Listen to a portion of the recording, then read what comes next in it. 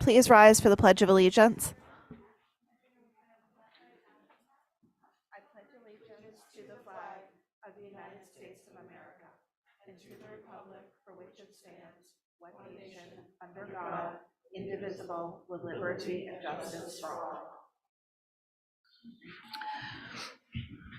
Good evening. I will call the February 21st Select Board meeting to order. I don't believe we have any changes to the agenda except the addition of one announcement, which Erica Mooney will make. But for now, I will turn it over to Greg Tivnan. Thank you very much, Madam Chair. Good evening, everybody. Reminder that this board meeting is being audio and video recorded. Oh, yeah. Boo, boo, boo, boo, boo, boo. Get in there. All right. Audio and video recorded. No select board meeting on Wednesday, February 28th due to school vacation week. The next meeting will be held on Wednesday, March 6th. And we have an announcement by Erica that's not on the agenda. Thank you. Just wanted to let everybody know that next week on Thursday, February 29th, here in the community room, starting at 5 o'clock, there is going to be a hybrid meeting regarding the third sewer force main project. Regarding the Liberty Street area construction. That is going to entail closing down quite a few streets, including India, Hussey, Liberty, and there's, I'll put a map up right now, but I just wanted everybody to know, and it is going to be a hybrid meeting, and there will be a link online. Sorry, give me one sec.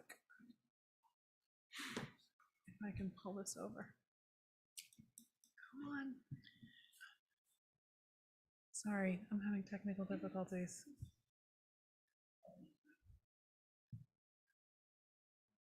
I can't grab it. Anyway, that's the deal.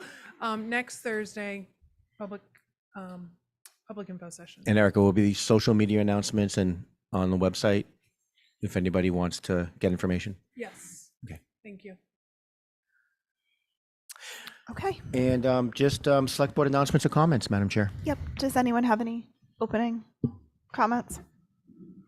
I've been really excited to share an experience I had this week. There's a group that has formed for language exchange, and we had the first meeting, and it's a really great opportunity for Spanish language learners, those of us whose primary language is English or another language, and or other languages, and folks who are learning English as a second language. And we met and paired up cross language and had dialogue together to practice the languages. And it's just a really cool community-led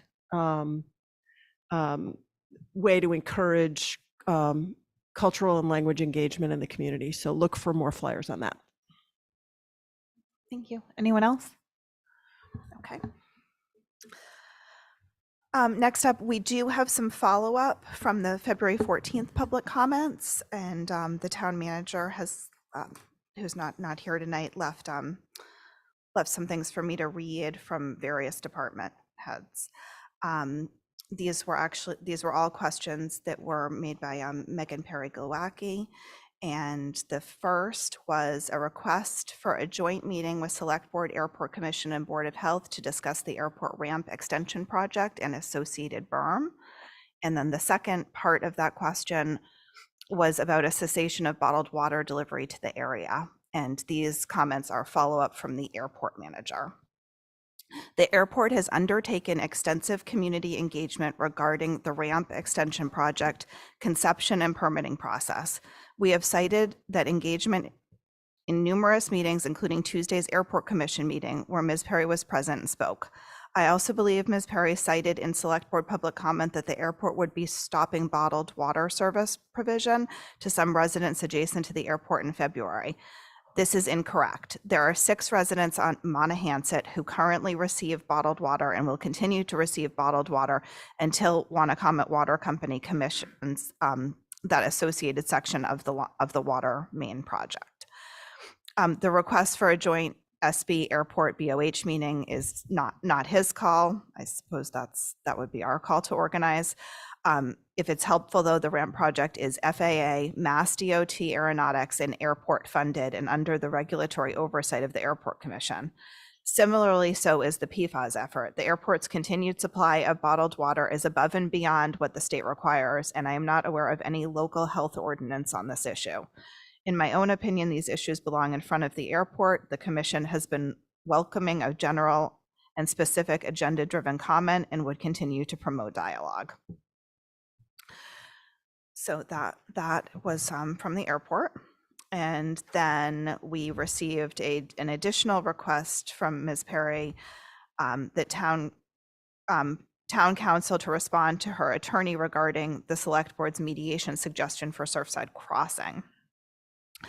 Town council said that Mr. Durensis, who is the Tipping Points council, was copied on Surfside Crossings. The developer's reply declining to mediate. So that's basically where that was left off. There really were no answers because the mediation didn't move forward. The next question was regarding the earth moving at Surfside Crossing last weekend, so 2 weekends ago. Follow up from the planning director. Jamie Feely, the developer, talked with Paul Murphy, the building commissioner, and to the planning director about removing the sand in advance of starting over the weekend.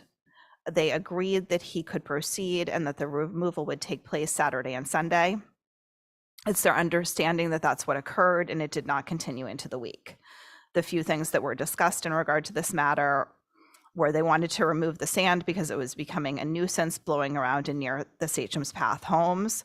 Normally, piles of excavated materials would be vegetated to mitigate that issue, but this is sand, so that doesn't really work. Moving it off the site made a lot of sense. Moving excavated materials doesn't require any local permitting. Currently, there are no permits on the site, so there's nothing to enforce. And to some degree, moving the sand out of the site was a bit of the buttoning up of the site for safety concerns. So those were those answers. I don't think there's any other follow-up. If the board wants to discuss further having a joint meeting with the airport for outreach, we can do that. Of course, we know how difficult that is to organize after last night's meeting and how long that took to put together. But now we will move to public comment for tonight, anything that's not otherwise on our agenda for discussion. Anyone can come up to the mic, and all topics will be limited to 3 minutes because of our time constraints. I have 2 hands online. Anyone in the audience, please come up first. Good evening. My name is Peter McKay. I've been on the island for about 40 years now. My folks were born and grew up here. My wife and I have served the community in the hospital and other places for 35 to 40 years. And I cannot categorically disagree with the selectman's, Noah Carberg's comments, responses to Megan Perry's request to have a meeting. I'm a fairly eloquent person, but the only word that comes to mind is garbage. I have a letter in my hands that says water will cease February 28th from Noah Carberg. For him to say is categorically incorrect is just a lie. For him to say that the airport is transparent, it's a lie. They had a meeting January 12th, 2021, and another one in December 18th of 2019, an airport commission meeting.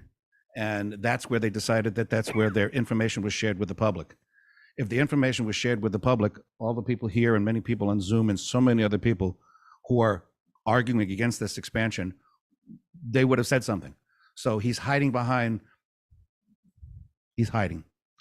The bottom line is what I'm here for is to request to follow up on Megan Perry's request to have due process afforded, because due process has not been afforded here. The neighbors, myself and others, who are talking about the airport parking expansion, forgive me for not mentioning that right away, is going to come right behind our house. They're talking about taking 6 to 10 acres of trees, of carbon reducing trees away, and putting up a PFAS-filled berm. Now, last I heard, you built a doghouse, you got to know let your neighbors know that they're doing something. No notification whatsoever. They say you don't need notification if it's a parking lot, but they're building a berm. That to me requires notification. And they fully know because of all the PFAS things. Myself, my brother next door, my neighbor next door, my wife, prostate cancer, thyroid issues. Will we ever get it connected to PFAS? We'll never know. But the bottom line, they're claiming to be good neighbors. They are anything but. So I'm here, I'm asking, I'm pleading for the selectmen to honor our request for the complete lack of transparency and due process that has not been afforded by the airport. They are bullies. They hide behind the FAA saying, well, the FAA, we have to do what the FAA says. They don't engage the town. They don't engage the neighbors. They don't engage you.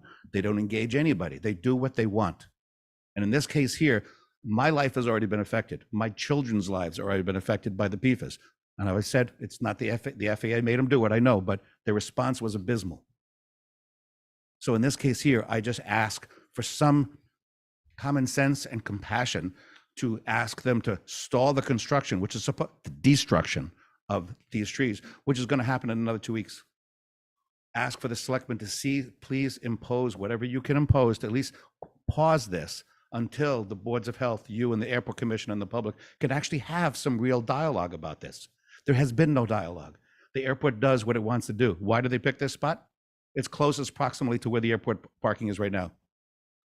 The perimeter is huge. Why is it the only place that residents live is where they're choosing to destroy trees and put up jets? The commuters have bottomed out from 200,000 a year to 2,000 a year. These are all corporate jets. Forgive me. I'm so frustrated by this bullying that I'm asking for help from you to please stop this. Thank you. Thank you.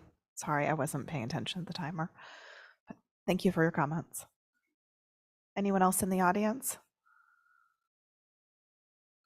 Megan Perry is online. Dawn, can you hear me okay?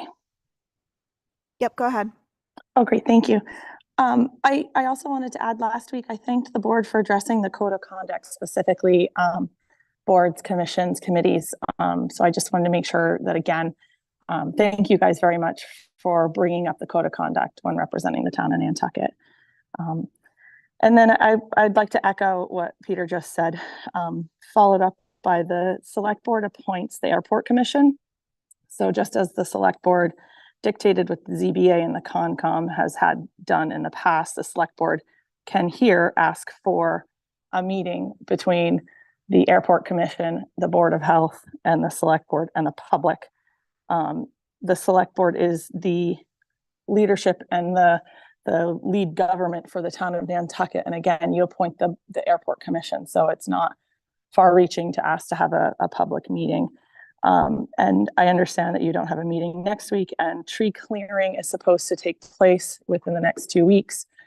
So I'm asking that you request the airport commission put a hold on that until the select board can meet and discuss this. There's no harm in waiting to make sure that the best possible outcome happens for the entire community.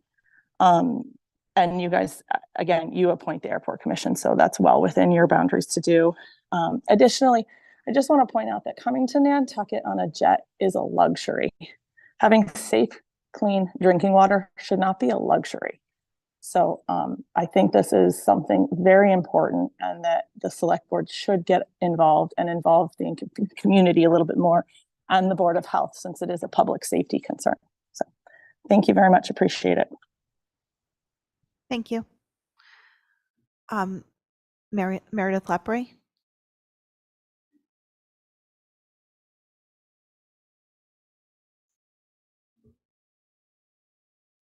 Hi, can you all hear me?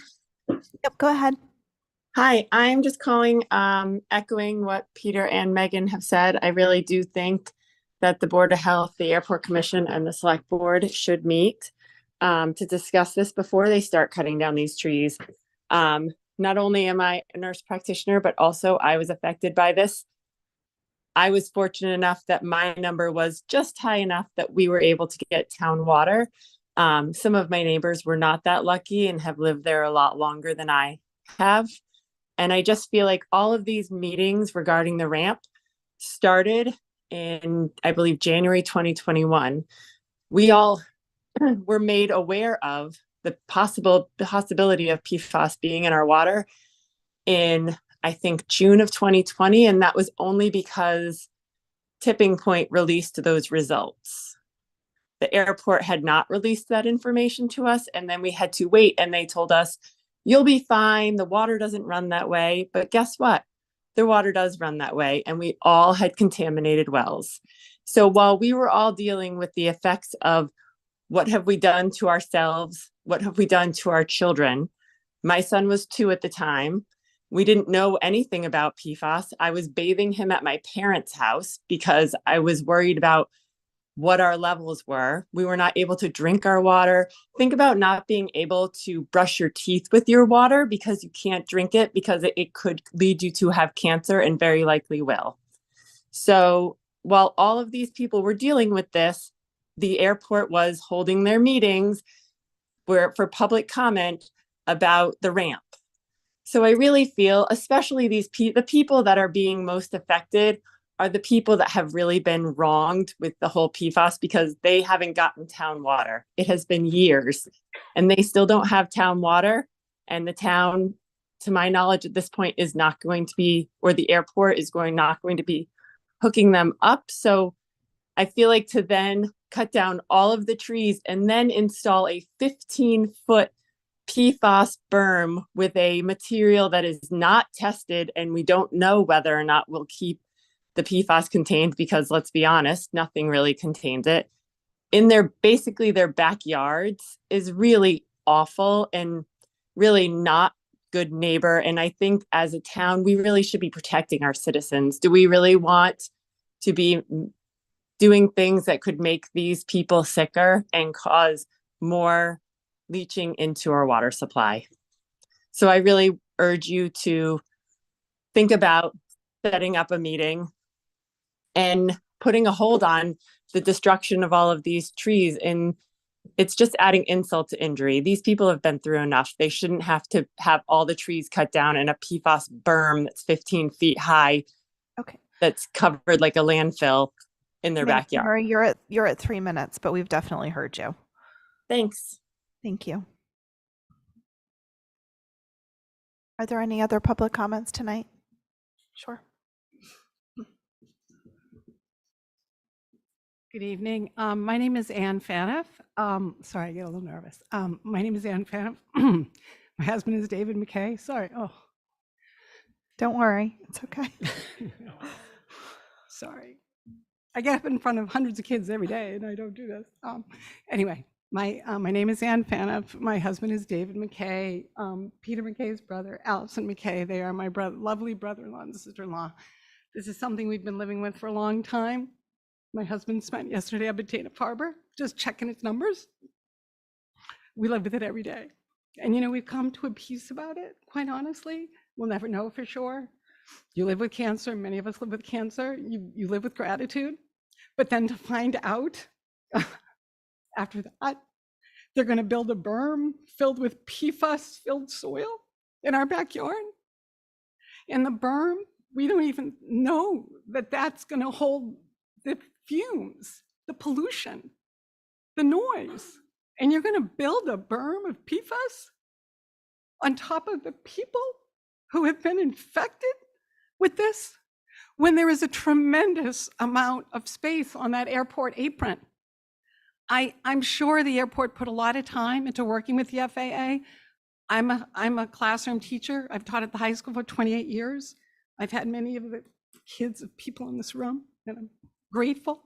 I love my job. I love this community. We live here year round. We don't have a private jet. We just hope the boat runs when we need to get off.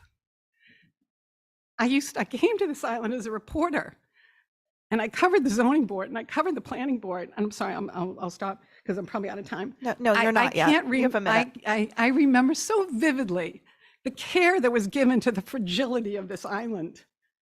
My goodness, the effort and the time and the care that went to where something was put. You communicated with your neighbors. And now to think that our homes, these wonderful people would serve the community. My husband can't be here tonight, he's at the VFW.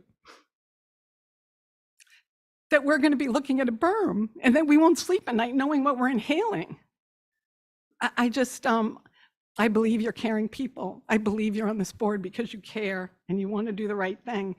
I hate to think we've come to a place on this island where we just throw up our hands and say, people with big planes want to come here.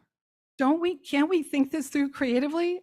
I can't be home when they tear down acres and acres of trees. I remember when, if you took down one tree, do you remember those days when if you took down one tree, you talked to all your neighbors? Because that's what this place is. We are better than this. I believe this is wrong. And I believe we should let right be done. And I believe it's in our ability. I don't know how to do it, but you folks, I believe, do. Thank you. And I'm sorry, I'm so shaky. Thank you.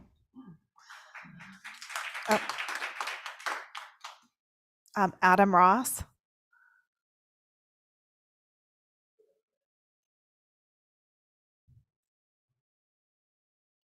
Adam, you just need to unmute.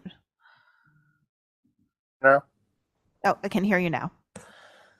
Hi, so I'm a neighbor of the airport too, and I'm going to be directly affected by the noise and the pollution that's going to be happening right on our doorstep.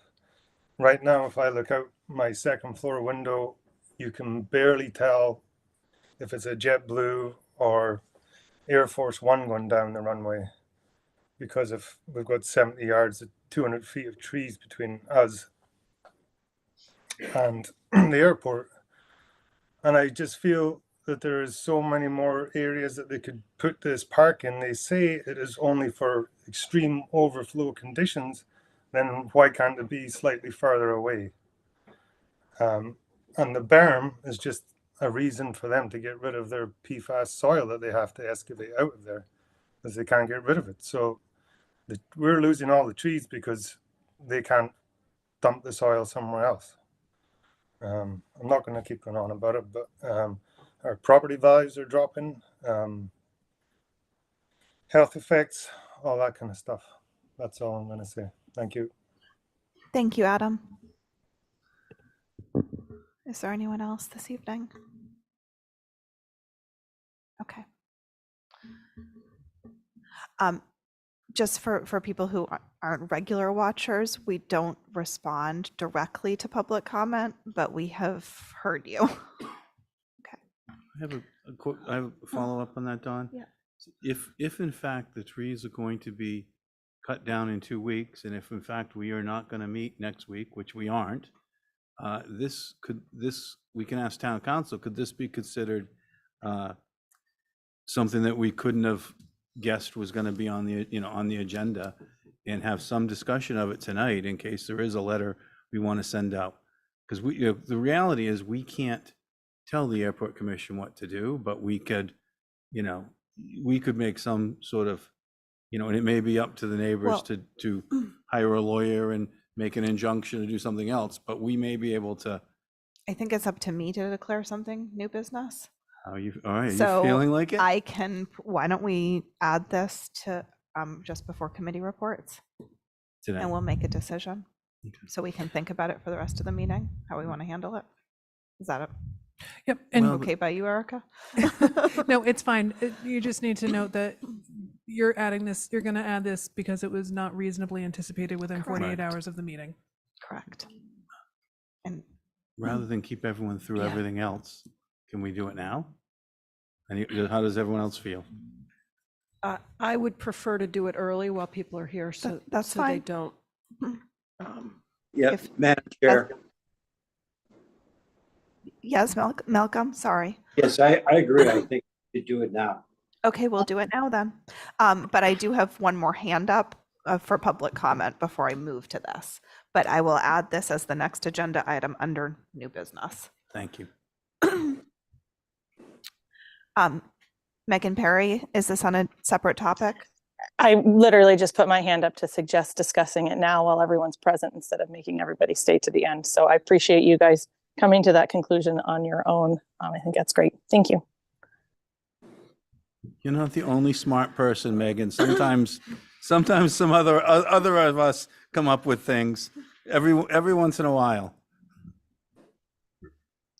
Okay, moving on to our new business item. My suggestion is that we request a public joint meeting with the Airport Commission, and if the Board of Health wishes to attend, that's fine too. I would prefer to mainly coordinate the schedules of the Select Board and the Board of Health, and ideally at our next, not the Airport Commission, sorry, and with the Airport Commission and the Board of Health, we can invite them to attend, but it would more be that we would make sure that we could coordinate the Airport Commission along with us, ideally at a Wednesday night meeting or another evening meeting that we could schedule in the first 2 weeks of March, and ask them in the meantime to please not move forward.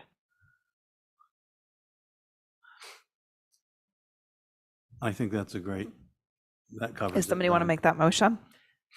Yes, so the motion would be that we send a letter to the Airport Commission requesting they delay the beginning of this project until we're able to schedule a joint meeting between the commission and this board. And we would like to coordinate schedules within the first 2 weeks of March, either at a regular Select Board meeting or on another evening of their choice. Friendly amendment accepted to my motion. Second. All those in favor by roll call. Malcolm, did you have anything? No, I would just say from the Board of Health perspective, I think your suggestion to coordinate 3 would be impossible. So invite the 2 and then invite the board. Yes, and we will. Can we add that as well, to invite the Board of Health? Yes, and they would have to post a meeting on their own. If they intend to attend more than 3 members. If we have more than 3 members, or more. we'll post it. Okay. Yep. Okay, we'll go to a vote with those amendments. All those in favor by roll call. Brooke Moore. Aye. Tom Dixon. Aye. Matt Fee. Aye. Malcolm McNabb. Aye. Don Holgate, aye. That carries unanimously. Thank you. Thank you, Stay everyone, tuned. for coming. Approval of minutes and warrants and pending contracts. On the minutes. Oh, it's on the next page. On the minutes, I had a couple changes that I sent to Erica earlier. One was under Megan Perry's, it said town and the use of code of conduct. I wanted to put complimented the town's use of the code of conduct because she was positive, which was nice. And then the second change was under the discussion we had regarding languages. Mr. Fee suggested use of AI via drop-down menu so any visitor can translate any town document to another language. Discussion followed regarding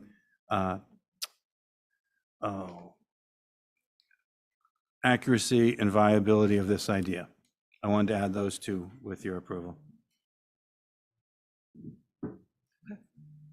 It's fine with me. Move all 3 with Matt's the amendments? amendments. No questions on the contracts? I'm fine on all the contracts. Yeah. Oh, 1 through 4. Excuse me. Yeah, and that was for February 14th, my changes. All right. I'll second that. Okay, 1 through 4. Okay, all those in favor by roll call. Brooke Moore. Aye. Tom Dixon. Aye. Matt Fee. Aye. Malcolm McNabb. Aye. Don Holgate, aye. Those 4 items carry unanimously. Next up, we have the joint meeting with the Historic District Commission. We're going to hear a presentation of the Historic District Commission's organizational assessment, and I am going to recognize Ray Poole to call their meeting to order. Aye, thank you. Is this on? I'm sorry. Is it? Oh, I also see Noah coming in. Can you folks tell me if this is on? Doesn't. Really quiet. Yeah, it doesn't sound like it's on. But just hold on 1 second. Yeah. Do you Oh. want to allow Yes, before we go to that, let me allow Art Gasparo to speak. I'm assuming it's on the action we just took. Art? Thank you, Madam Chair. I just wanted to, as Chair of the Airport Commission, quickly address the board and understand it wasn't an agenda item.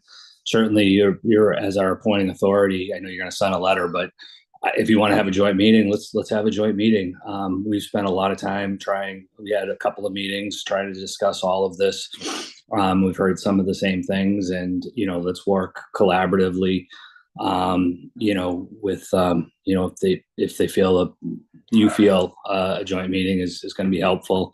I don't want to get into all of the points of what was discussed, but I just briefly want to hit on the PFAS berm, so to speak. Right now, the soil that has PFAS in it the rainwater falls on it, it can leach into the ground. What was being done by the airport is to wrap that up into a membrane so that it can no longer, it's to stop improve the situation and stop the leaching of those materials. The airport has spent over $9 million to date on PFAS related remediation. So I just want you and the public to know that this is being done to improve the situation, as is the water line. And if you want to go into it further in a joint meeting, certainly we're not, I know it'll be up to, I think, the entire commission, but I can't imagine it's a problem. And I certainly am happy to accommodate that. Thank you. Thank you, Art. We appreciate it. I think it's just going to be important to hold off on starting the work until we can really have a good public forum on this and make sure everybody understands exactly what's happening and if there are any alternatives that need to be considered. Okay. Now back to you. Okay. Let's see if this works now. How about that? Oh, yeah. Okay. My name is Ray Pohl. I'm the chairman of the Nantucket Historic District Commission. We do have a quorum of our board here, both in the room and on Zoom. And I would like to call a meeting to order. It's 6:02 on February 21st. And should I do a roll call vote on this? Yes, because you have online. Very good. Okay, so our members present at the moment are Abby Camp, if you could say your aye, thank you. Connie Patton, Val Oliver. And on Zoom, we have Carrie Thornwell, I believe. Yes, here. Very good. And myself, Ray Pohl. I think that You've got covers Joe Paul it. too. What? You have Joe Paul also. Oh, Joe Paul is on. So Joe, could you just respond in the affirmative? Affirmative. Thank you. Okay, thank you. I believe that's all I need to do. Right? Yes, I believe that we're handing it over to the consultants for their presentation. Correct. Is that right?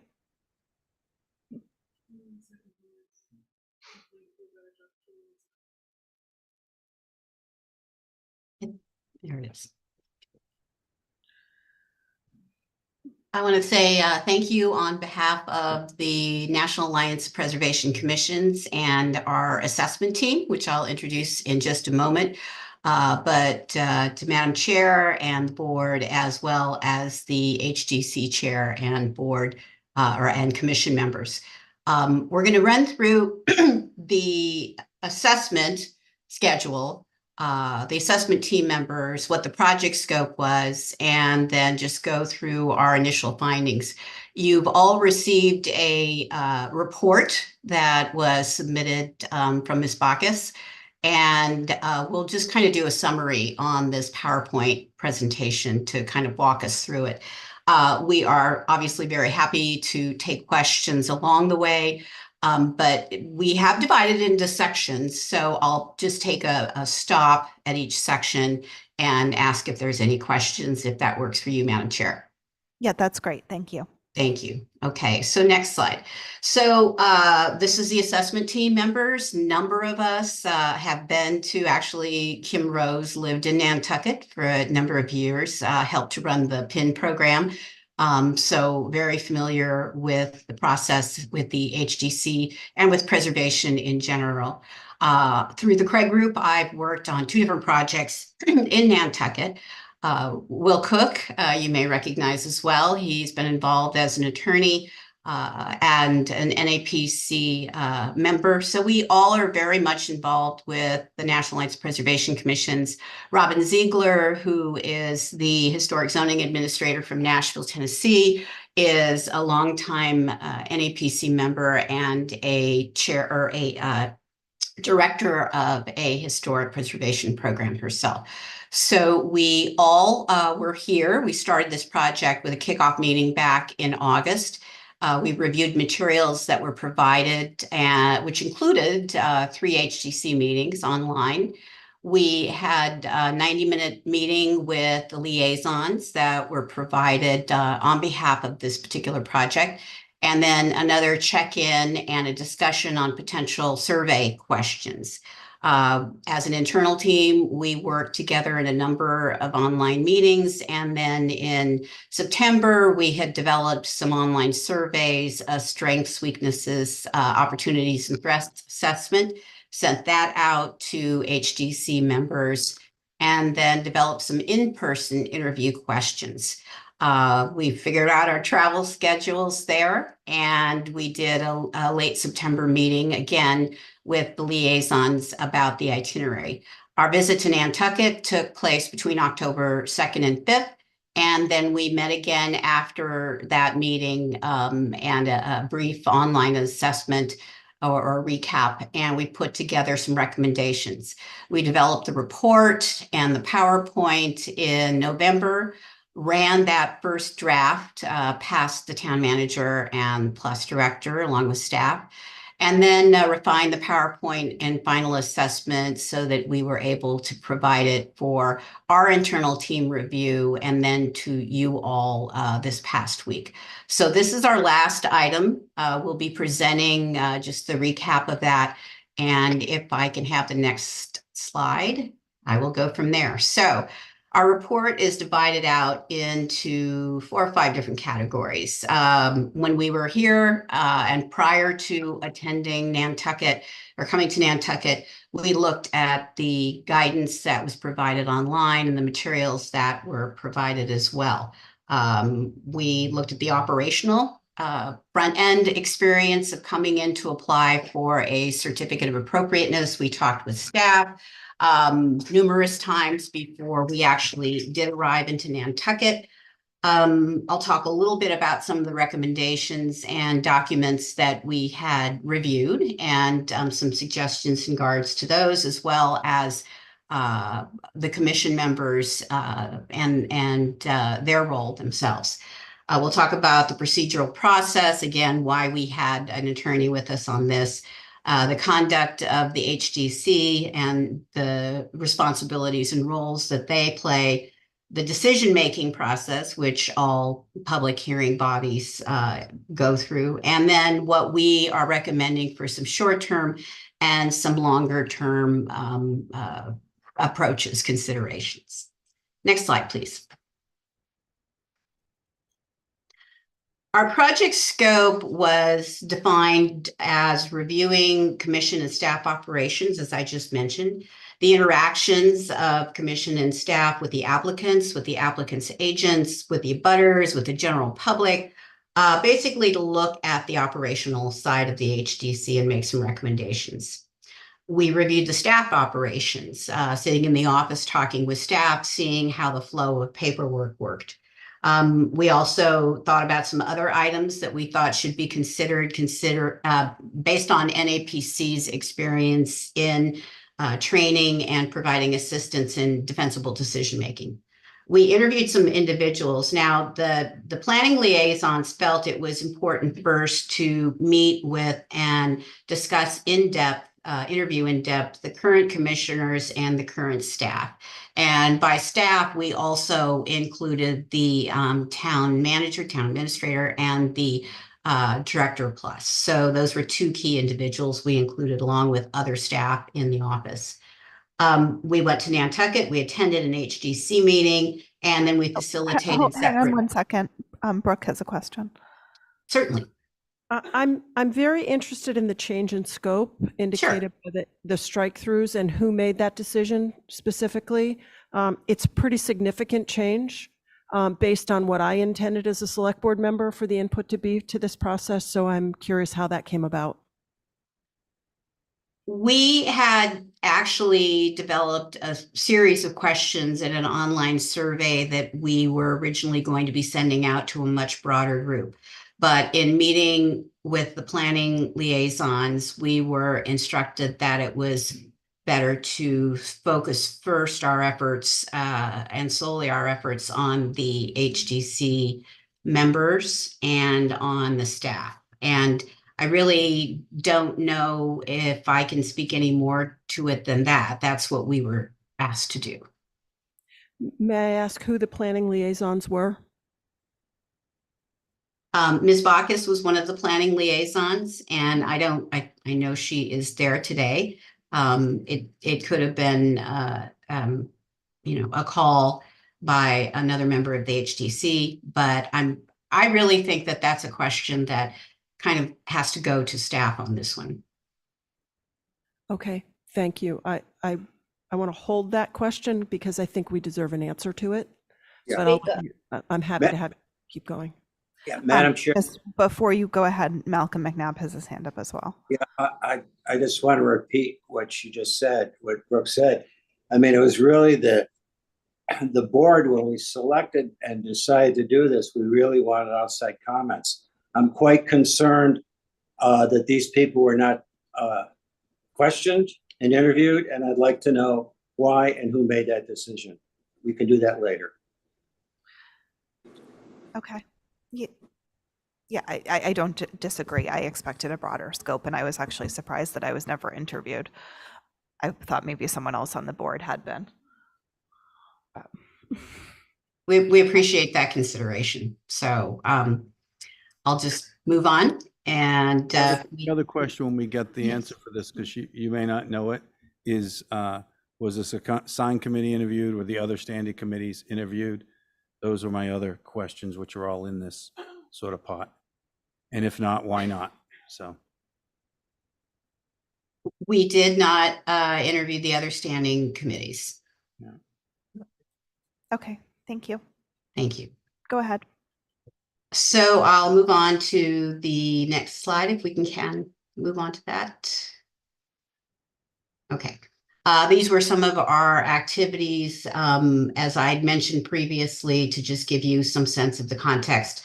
And again, this is an experience that all of us have had in different facets before, certainly as consultants, but this was one of the first times we were able to work deeply with a community in such depth. And I think it was extremely rewarding because of the fact that we've all come from various commissions and have worked and trained nationally. So there was a lot of information we were hoping to bring to the table, and we did. So I think it was very successful for purposes of our organization to help both Ms. Bacchus and the HDC with these recommendations. The recommendations you're getting are from the full assessment team. We really fine-tuned and focused on those things that we thought were most important and could be accomplished, albeit some of them may require policy changes, may require a potential change to special act, but at least we knew these were things that would help and enhance the program. So if I can move on to the next slide. Okay, so the first part is staff, administration, and operation. Will, you want to step in here and review some of the discussion on the guiding documents? So thank you, Lisa. In my work as a legal trainer for preservation commissions across the country, I often find that one of the biggest challenges to the work of preservation commissions is that members of the public cannot find very easily the local historic preservation law. And oftentimes, this isn't true in Nantucket's case, but a lot of times these documents are not in one place. We recommended making sure that the Preservation Commission's guiding documents, including the Special Act bylaws, document called Building with Nantucket in Mind, and your CLA agreement, all be put in one place, like as a landing page with a title even that says Historic Preservation Regulations. No, I think there's maybe a misunderstanding that everybody knows that the Special Act is referring to the historic preservation law that applies to Nantucket. So this was just an attempt to make the regulations and the guiding documents as findable and as user-friendly as possible. Again, to help create public understanding and education and frankly, a common baseline of understanding of what the rules and regulations are that the Preservation Commission is operating under. Next slide, please. I think both in our meetings and in reviewing Building with Nantucket in Mind and some of the criteria for review, there were a few issues that came up that we scratched our heads on a bit. And again, it's a very, it is a legacy program. With Nantucket's program in place, certainly preceding the National Historic Preservation Act, there's a lot of things that I think we have an opportunity to better define. And one of the observations we made was there was a lot of value given to setting, but no definition provided for it. So one of the things as a baseline we tend to use in the preservation field is if it's in the Secretary of Interior standards on the treatment of historic properties, then you can use that as a basis. That's your first definition, unless you have something that is more specific in your enabling legislation or your special act. It's important to understand what setting means, and therefore, what does that mean in Building with Nantucket in Mind? So that was just one that stood out, which also led us to that concept of landscaping. And maybe, Will, you want to speak to that, because that was another challenge we found. Yeah, and I think, again, this gets into practice versus what's spelled out in the rules and the regulations. There seemed to be some public confusion about the jurisdictional reach of the Preservation Commission, and landscape features is one of this area. It's not specifically called out in the Special Act. Whereas the ability to review buildings and structures is. There's some language about setting and the guidance document Building with Nantucket in Mind, but it seemed like a good idea to us to provide some additional clarity in this area. We have a question. Yeah, this is Matt. While we're on this, because I read the organizational assessment as well, and I was interested, what is the National Park Service? How do they consider landscaping? Because I remember the old days where landscaping didn't count, where you had a purple door and you put trees in front of it. They'd say, well, the trees might not be there. But over the years, it seems like we've added screening and sort of found a way to allow people to do more. And is that happen nationally? Like, how are our standards compared to how the National Park Service guidelines, et cetera, would work? Yeah, so it's a good question, Matt, but as you probably know, the way that the National Park Service operates is wholly different than the way that the Nantucket Preservation Commission operates. Landscaping is often disallowed in a Section 106 process, and you're dealing with adverse visual effects. It's not all that uncommon for historic preservation commissions to consider levels of landscaping. The point we're trying to make is that it just should be clear in the regulations and in the guidelines that the Preservation Commission has that clear authority.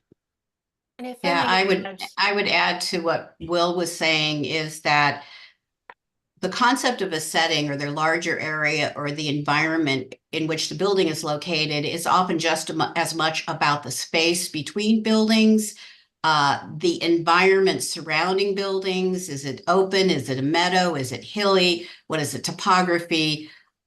So when you start getting into smaller features like what you're choosing for plants or how you're, if you're berming an area, or those are all things you need to be much more specific about in your criteria, because there's two different contexts you're looking at. There's the larger environment, and then there's the smaller micro experience. And to be honest, a number of commissions do not get involved in the types of plants you're planting.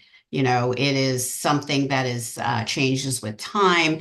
If it is a situation where it might obstruct key character defining features of the building from a public view, that is something you may want to address. But it needs to be, I think, more clearly defined and made to be made to be consistent with the special act, which basically says you can review buildings and structures, but it doesn't mention landscaping. The state does provide a little bit of guidance. The Massachusetts Historical Commission, which is the state historic preservation office, has a guidance for historic district commissions. And they said that the vast majority of the commissions within the state of Massachusetts review landscape features, such as walls and fences and fountains, things that don't change seasonally. And their guidance is to not review things that do change with the seasons. Those leaves are going to fall, and then they're going to grow back, and then they're going to fall again. And you can't really regulate something that's in such an annual flux. But those walls, fences, fountains, those features is something that they said or recommended for review.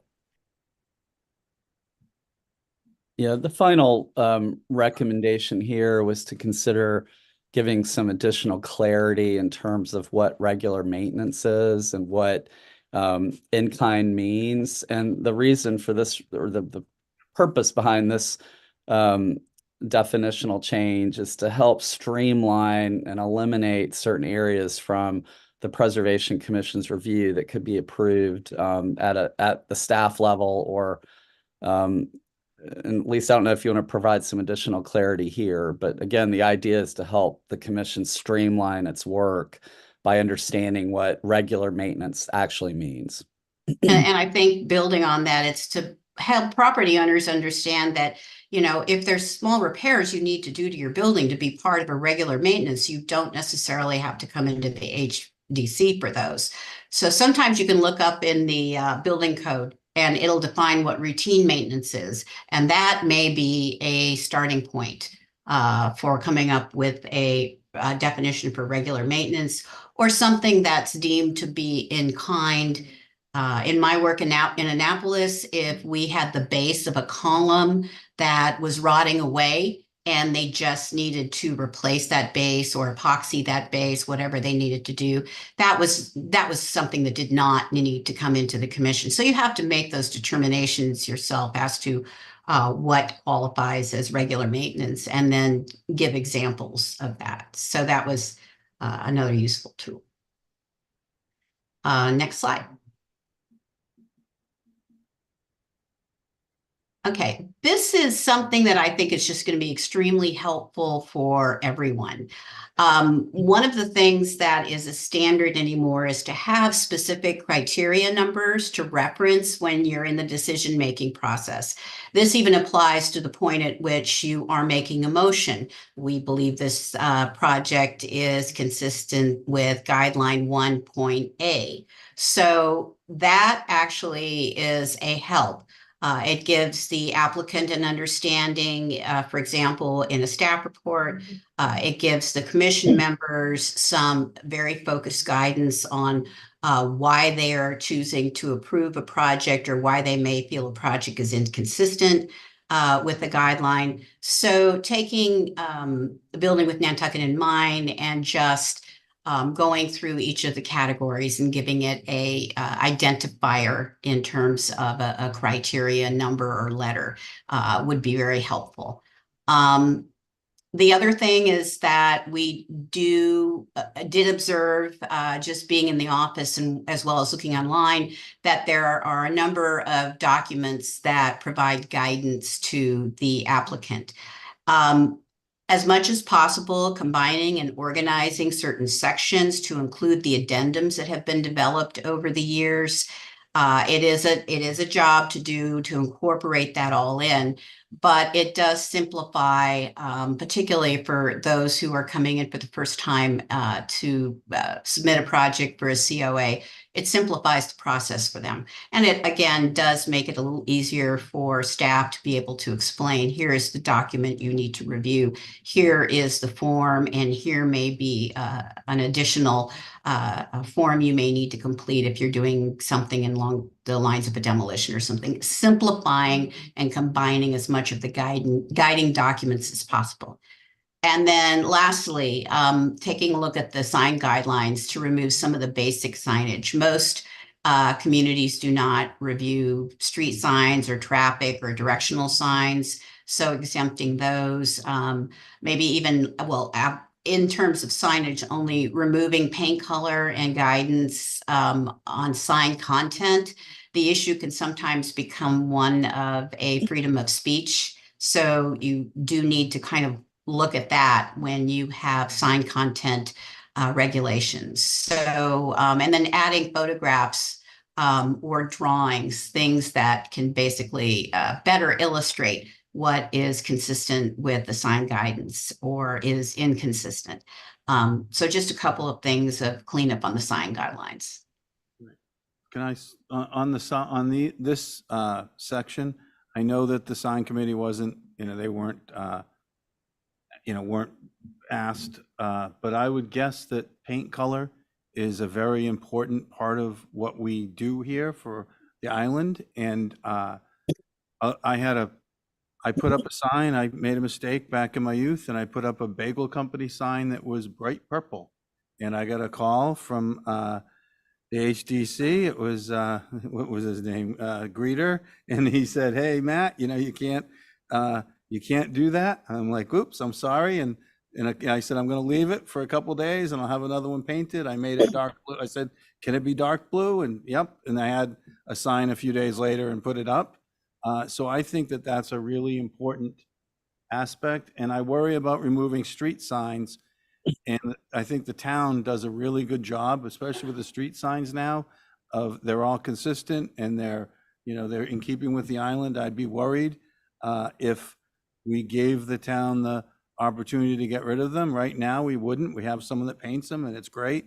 But a future board might say, oh, you know what, we can save a few bucks and who really cares? And I think it's all those little things that will lead sort of the degradation of the quality of the built environment here. So I think that those, anyway, there's my 2 cents on that. No, I appreciate that. And I think that when you develop standards, for example, if you say your sign must be this or look like this for a street sign, that's a standard that's applied. You don't need to review it as long as, it can be done at the staff level and you can check the box and say, yes, it looks exactly like that.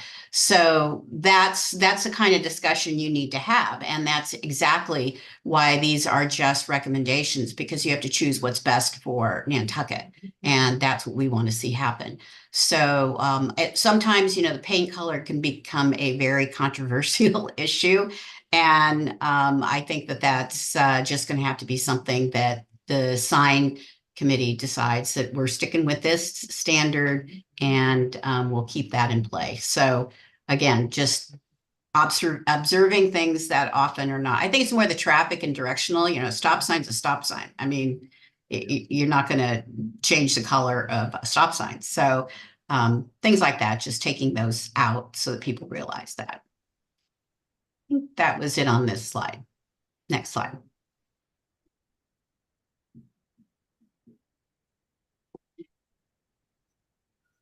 Okay, so in this one, we were really looking at the assistance with the certificates of appropriateness.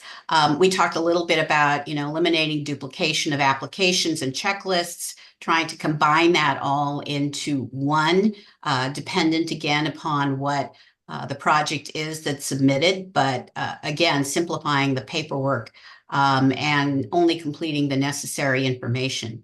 The second point is something that was actually happening organically while I was in the office talking to staff, and it was kind of a conversation back and forth on land use, on zoning. You know, is doing this consistent with zoning, and that can be done in a more formal way if possible, so that there is no question when a project comes to the HDC that that there's any question on the zoning or on boundaries, setbacks, all of that.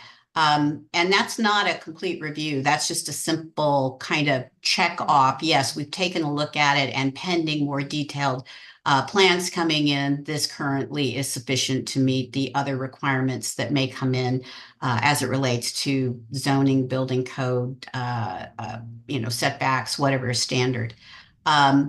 And then the next item, there is so much paperwork and so many projects coming in. We all agree there is nowhere else we've been in the country that gets as much volume as Nantucket. And I've worked in Washington, D.C. So it is amazing to me how much in terms of development and changes, alterations are occurring to properties there. That being the case, what a number of communities use, even in my hometown here of Lodi, California, is a third-party consultant list, basically going out there, putting out a request for qualifications and getting some qualified consultants so that if an applicant comes in, they can actually pick a third-party consultant that can review the project, comment on the project, and as a professional, provide input so that your staff is not, just inundated and overwhelmed to the point where no one's writing any staff reports. And that's a critical need for Nantucket, is to have staff reports provided to the HDC. It's just the volume that is really prohibiting that. The last item I would recommend is, there was a discussion about why is there a process for a certificate of no applicability. So the idea is, it either has to go through a COA or it doesn't have to go through a COA, but we weren't quite sure why there was a need to actually have a certificate saying you didn't have to go through the COA process. So it is just something that is part of the language and the law, and it just creates an additional piece of paperwork that may or may not be necessary. So that was another observation. Okay, Next. Diane Coombs has her hand up. Yes, I'm sorry. If Yes. she had a comment on this slide. Diane?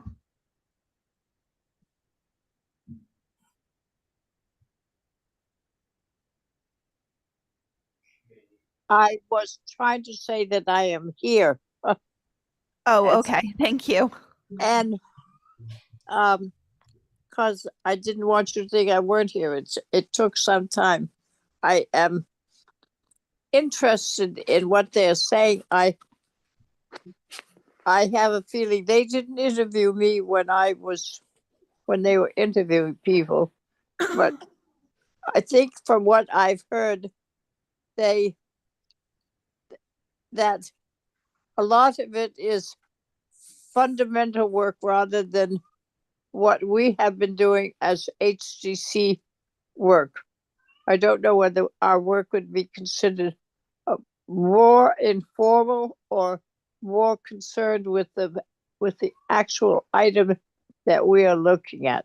I think it's something that should be discussed further on. Thank you. Okay, Diane, we're going to continue going through the slides for the presentation. Yeah. Okay, thank you. Thank you. Next slide. Go ahead, Lisa. Thank you. I appreciate it. Next slide.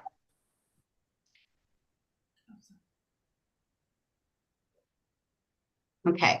Another approach that some communities can take, again, makes it a little easier on the HDC in reviewing similar changes, but on resources that may be what we would call non-contributing to the historic character of a district or the island versus something that is contributing to the historic character.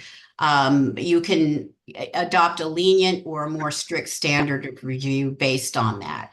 Are there additions to a building that are not in the actual period of significance that are more modern? Have windows been changed out perhaps, and you no longer have historic windows, but you're going to put in replacement windows that have a more historic character to it. So you end up looking at it, do we review this more leniently or strict? And that also relates to, is it viewable from the public way or not? And that is one thing, having been in a community where we were on a bay, we were right next to the water, trying to determine, and again, it may be determined through definitions in the land use code, what constitutes a public way. Does a public way include alleys? Does the public way include waterways? So that's something that has to be defined as well. And then we did notice that there's not a process by which you could do reconsideration. So what preservation commissions tend to find now is that there is a very strong design approach to reviewing applications that come in. However, economic hardship can occasionally be a case for that can be made. It shouldn't be determined through the design process. The design process should continue, and if for any reason the project is denied, then the applicant can ask for a reconsideration under economic hardship, which has a completely different set of criteria. And so therefore, the commission keeps its integrity in the design process, but then receives additional evidentiary information on the case of an economic hardship.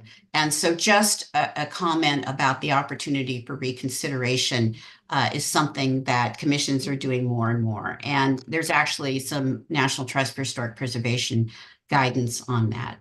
The last item Can I ask a is quick question on that? It certainly, says for absolutely. application for demolition. Are you talking just, or are we only talking about demolition? No, I think you could talk about more, but it oftentimes comes up, you know, because of the It was the way demolition it was issue. worded. Yeah, I mean, if you have somebody that says, well, we've got to completely replace all of the wooden windows with vinyl because we just can't afford it, or this property itself doesn't realize the kind of revenue that would afford us to be able to do custom wood windows, you know, there's just different considerations that you would have in place for that. So again. Okay, thank you. Matt? Because that has demolition. How much did you guys dig into our process on demolition? Did you guys get into the We details didn't, of that? no, not really in the demolition process. We didn't dig deep into what's allowed or not allowed for demolition. So. Okay, thank Okay. you. Mhm. And then lastly, there were certain things that we thought could just be taken off the table. Again, it's an outdoor shower unless it's a large building that's gonna, you know, occupy a couple of showers in it. There are some things that we thought, just for sake of the fact that you have such a workload on the HTC, removal of some of these things. For example, if you've got, I mentioned earlier, the windows, if you've got a non-historic feature and you've got an applicant that is going to come in and say, hey, I'm going to put wood windows back here, then, you know, that could be something that could be easily approved administratively and doesn't have to go to the HTC. We'll talk about that administrative approval process later. Cabanas, pergolas, or decks not in a public view. Solar not in a public view. And I mean, there's two sides to look on this. Solar not in a public view, it's kind of hard in Nantucket. I mean, you can see it, if you can see it from the water, or you can see it from a roadway or a public alleyway, it's in public view. And but we did qualify it because there are municipalities that will allow for that as long as the public doesn't see it. So that was one other item we had made a suggestion to take a look at. Next slide. Yeah, just a couple of quick points here.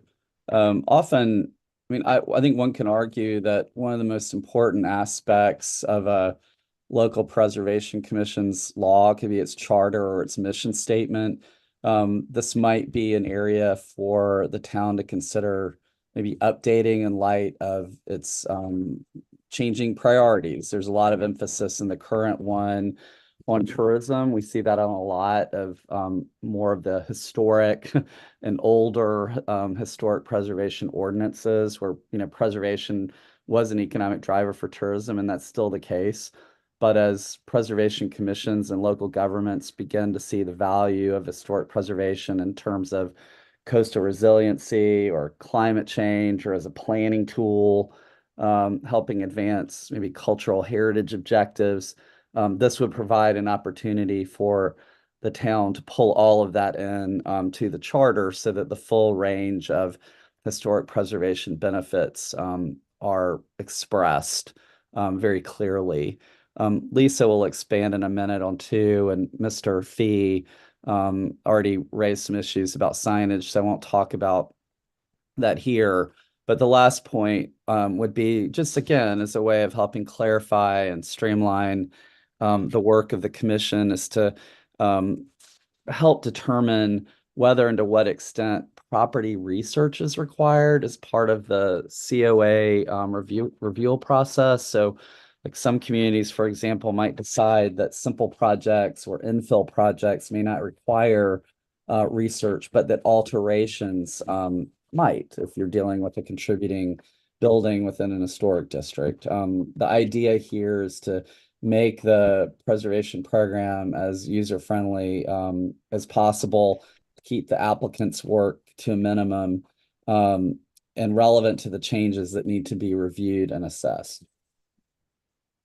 I would just to add with what Will was saying, I would often see architects doing a significant amount of research when they were dealing with a building that had been, for a better word, remodeled, and there had been contemporary changes made, and they were trying to return it back to a more historic appearance. So that would allow for additional research. Oftentimes that's in commercial blocks. So that may take some research, but it's one of those things that the conversation with staff should support. And I think that would be really helpful to have as a baseline to what you need to do for additional research. On that topic, is the property research typically done by staff when they're doing their staff reports, or is that provided by the applicant? And is that, if it is provided by the applicant, is that fact-checked by staff? Like, how is that typically done for best practices? Yeah, and I can speak to having, been a chief of preservation in an old city with an old landmark where we didn't have intensive level survey forms done on each property. It is a combination of both. I think my last example was about an architect who wanted to restore an original storefront that they had found pictorial evidence of. That was all the research I needed. I typically, as a staff person, would, yes, go to my files and see what information I had online or reference whatever publications or books I had as a resource as well, to see what I needed to know in order to write my staff report to make a defensible recommendation to the commission. Yes, the photographs are consistent. We've dated them to this time. And there are two other buildings around that same time that still have their original storefronts. And so he can use those as a template. So yeah, it's a combination. It's a partnership. And again, it comes down to completing your survey work. And I know that is something Ms. Bacchus has wanted to get done. So I think it'll just come with time. There'll be less research needed. Holly's actually up at the mic to make a comment. Oh, is she? Okay. Thank you, Madam Chair. Actually, Lisa is absolutely correct. To answer Matt's question, it is a combination of both. We want to have the applicant, actually one of my pet peeves is when people are coming before the commission and not providing the data construction. It's blank and we know it's existing structure. I don't care if it was built yesterday, like give us a date. So it's a combination of the two. It's basically with primary source documents, or if we do have any surveys that are being done, if I can provide it to the applicant ahead of time, if I'm aware of it. Even with our draft surveys that are going through the ongoing MHC federal funding grant that we're going through, because we're a certified local government, for instance, down in Brant Point, those are actually provided to the commission as much as possible. So it is an ongoing effort, and we do lean on those, folks out there that are there. I want them to reach out and ask, do you have this information or not? So. Yeah, I appreciate the fact that oftentimes as a staff person, that's where you're getting your information is somebody who cares enough about their property to do that kind of research. So it's a good thing. And I think that in terms of the process moving forward, we really do think that there is value in developing rules of procedure. So if I can go to the next slide, I'd like to talk a little bit more about that in depth. This is usually a publication of some type that the commission has to, whether it's called rules of procedure or rules and regulations. This is how they operate, and the type of topics that are considered in or included in the rules of the procedure would begin with what we heard about earlier, the purpose and authority. What purpose and what authority does the special act give to the HDC? It would again talk about the mission statement, and it provides a clarifying statement on the difference between, for example, the HDC and the Nantucket Historical Commission. What do the two organizations do that are different? It also talks about how the commission is organized, the number of commissioners, the alternates, how if they're elected or appointed, talks about their tenure, the process, if there's process for resignation, appointing officers, powers and duties of each position, compensation, or if there's no compensation, specific to CLG, what are the continuing education expectations, ex parte communications, what does the staff do, what service does the staff provide to the commission, and vice versa. So what's important about this is you may have it separately, but putting it into one operational rules of procedure allows for clarity and one source to go to, because you will see also process of meetings and hearings, what your open meeting law is, what your standard meeting times, dates, what you do in the instance of departure of commissioners, how are the alternates brought on, how do you vote, how is public notice handled, recusals, how you record decisions. That's all in that area of process of meetings and hearings. Your general regs, conflict of interest, ethical conduct, which align with the Commonwealth standards, updates or changes you need to make and how you go about making those. And then your guidelines, what is the basis for the decision making of the HDC? Do they have the ability to make some exceptions based on a context or, again, a lenient standard or a non-contributing property? Still following the guidelines, but doing so in a way that respects the historic significance of the property. And then lastly, your applications, what's the filing deadline, how you handle administrative approvals if you adopt that process, making sure you're identifying whether a resource is contributing or non-contributing to the district or the NHL, how you defer projects, how you appeal, how certificates are issued, and how long the COA is good for. If there are site visits that are allowed to be conducted, how you report violations, and as I mentioned earlier, processes for reconsideration of an application. So that's all information, and there are a lot of models out there that exist that you could take a look at as examples. Okay, the next slide. So this is operational as it relates to staff. So you are fortunate that you have a preservation planner that is actually qualified under the Secretary of the Interior standards, professional standards. And there are many historic commissions that don't have that person. So when you have that person, making sure that that individual's information is provided to the HDC, it could be placed on the city's website, and that there is a certain amount of decision-making authority that the HDC, through a public meeting process, can provide to that HDC manager, that Historic District Commission qualified preservationist. So that's one of the things that we think would be helpful and could take some of the weight off of the HDC, since you have a qualified professional who has the training, background, and experience in the application of the Secretary standards to make some of those decisions. That will allow for also your staff person to be able to solicit comments from other departments on larger projects, anything that can be done to ensure that there is the Secretary standards are first and foremost when it comes to ensuring that any project that comes in for changes will not just make it through the HDC, but could also make it through, for example, Planning Commission and building codes. So one item. Then Will, do you want to talk about staff reports? Yeah, Malcolm has a question or a comment.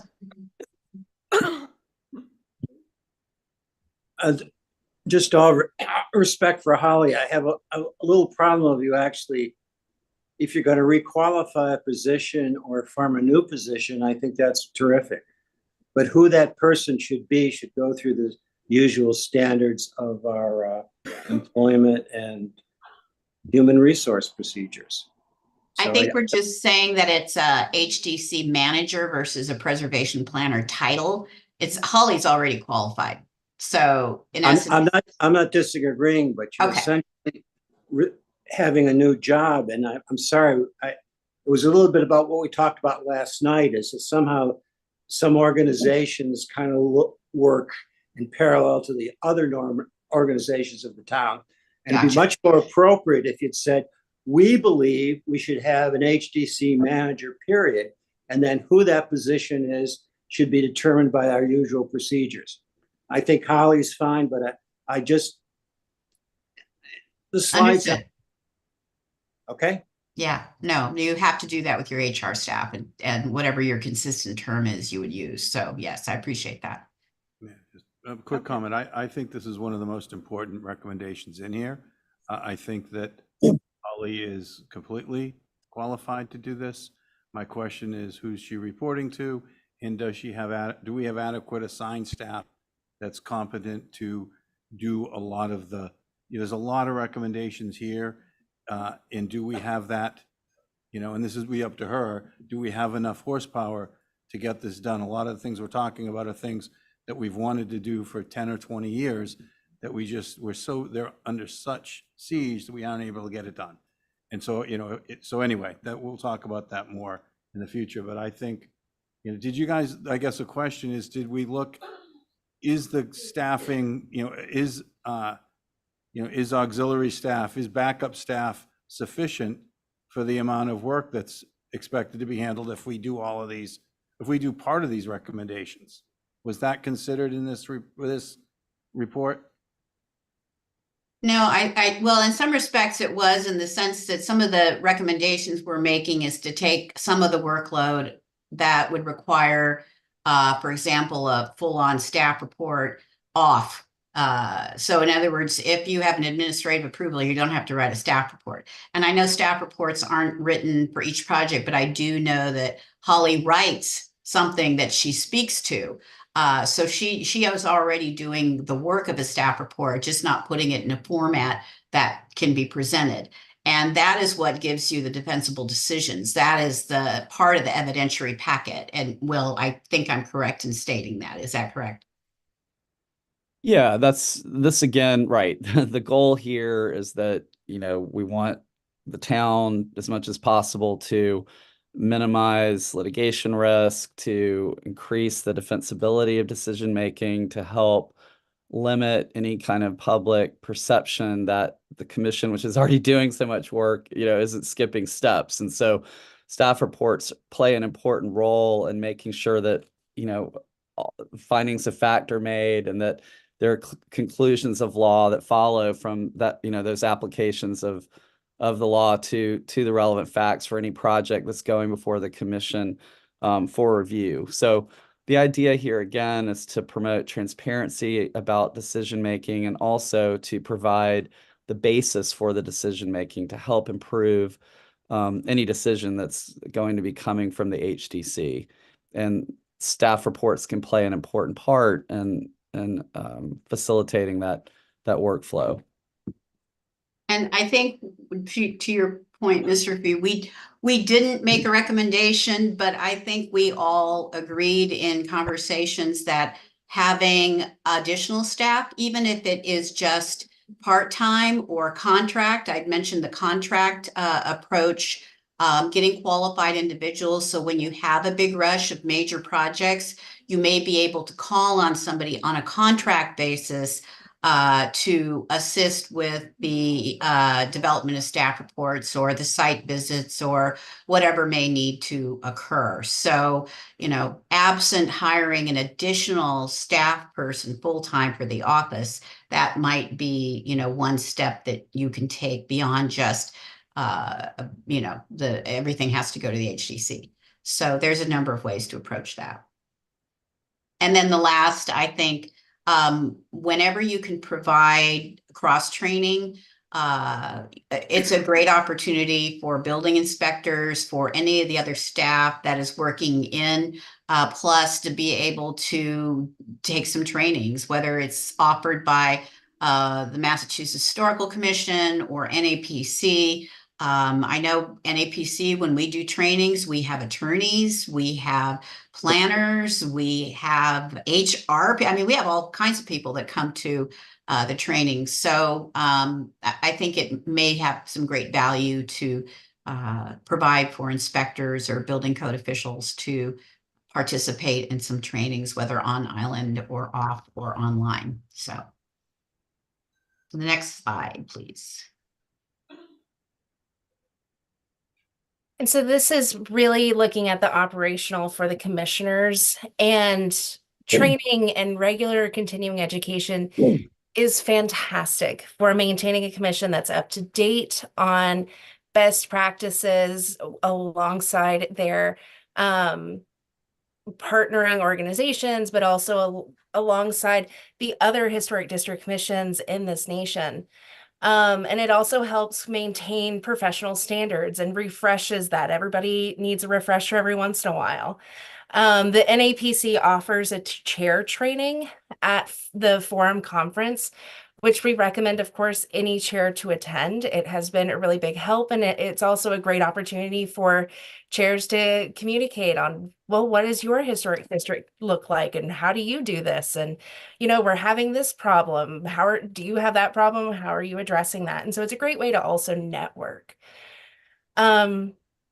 Additionally, part of that continuing education is having another 2-day intensive camp for the HDC and town and interested parties to just continue after this report as a follow-up and continue to clarify these roles and these expectations and practices, and just really look at what the recommendations and next steps and everything that could possibly be accomplished with the way that the HDC and staff have and the capacity they have at the moment. Regardless, we do think it would be advantageous for the HDC to have funding to go for the HDC and its staff to go to the NAPC forums and the camps, and to also the trainings that the State Historic Preservation Office does and their webinars, because a lot of these have resources and more information that they can access afterwards to better serve Nantucket and better serve the community. And we, of course, recommend putting all of this together into that rules of procedure as a recommendation for requiring this continuing education, just to stay up to date and build that network and support that the HDC can use to then support Nantucket. And Will, if you can speak Sure. to the second one. Yeah, sure. Again, as Kim and Lisa mentioned, some of these suggestions are short-term, long-term. The idea about considering one alternate really just comes from public observation of the meetings. I'm from a small community myself, Beaufort, South Carolina, itself a National Historic Landmark. There's a lot of collegiality among town members and people who work on boards. One thing that can be confusing, though, for someone could be who's actually on the Preservation Commission itself and making decision when there are multiple alternates. And there, and if there's dialogue with the alternates sort of during the presentations and decision making, it can be confusing to observers. Enabling legislation does allow for multiple alternates, so it's not a mistake to have multiple alternates, but the presence of multiple alternates can create some confusion about who the ultimate decision makers actually are. So one thing that the town might want to consider in the future is to think about having one alternate to meet the need for quorum only, or in the case of an anticipated recusal.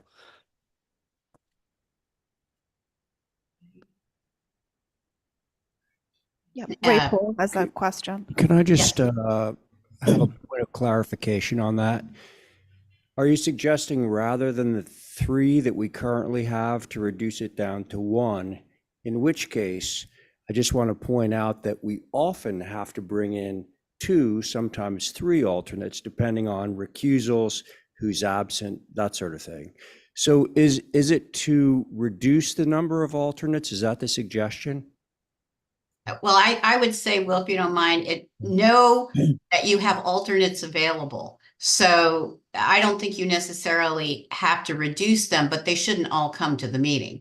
And I think that third bullet is what's important, that if you know that you're not going to have a quorum, then to make sure that an alternate either had attended a previous meeting or that they can review the meeting recordings before serving on the commission as an alternate. So use your alternates, but don't expect that they have to be at the dais at every meeting. You use them as you need them, particularly if you have a recusal or a lack of quorum. So it's a valuable tool, just you don't need them all at once. That's a good clarifying question. Thank you. If we can go to the next slide and then move on from there, we're going to be talking about procedural process. And some of this is just, again, years of experience and what we have found to be as best practices. I'll just kind of hit that first point. Make sure, I mean, I do this right now on my city council, as I'm sure select board does, is ask questions or request additional information from staff before the meeting, so that if you need some clarification on something, take advantage of the staff. And it could be that that's already done. But the more communication individually between the HDC member and the staff, it obviously is not done in a group, but between staff and the HDC member, the better.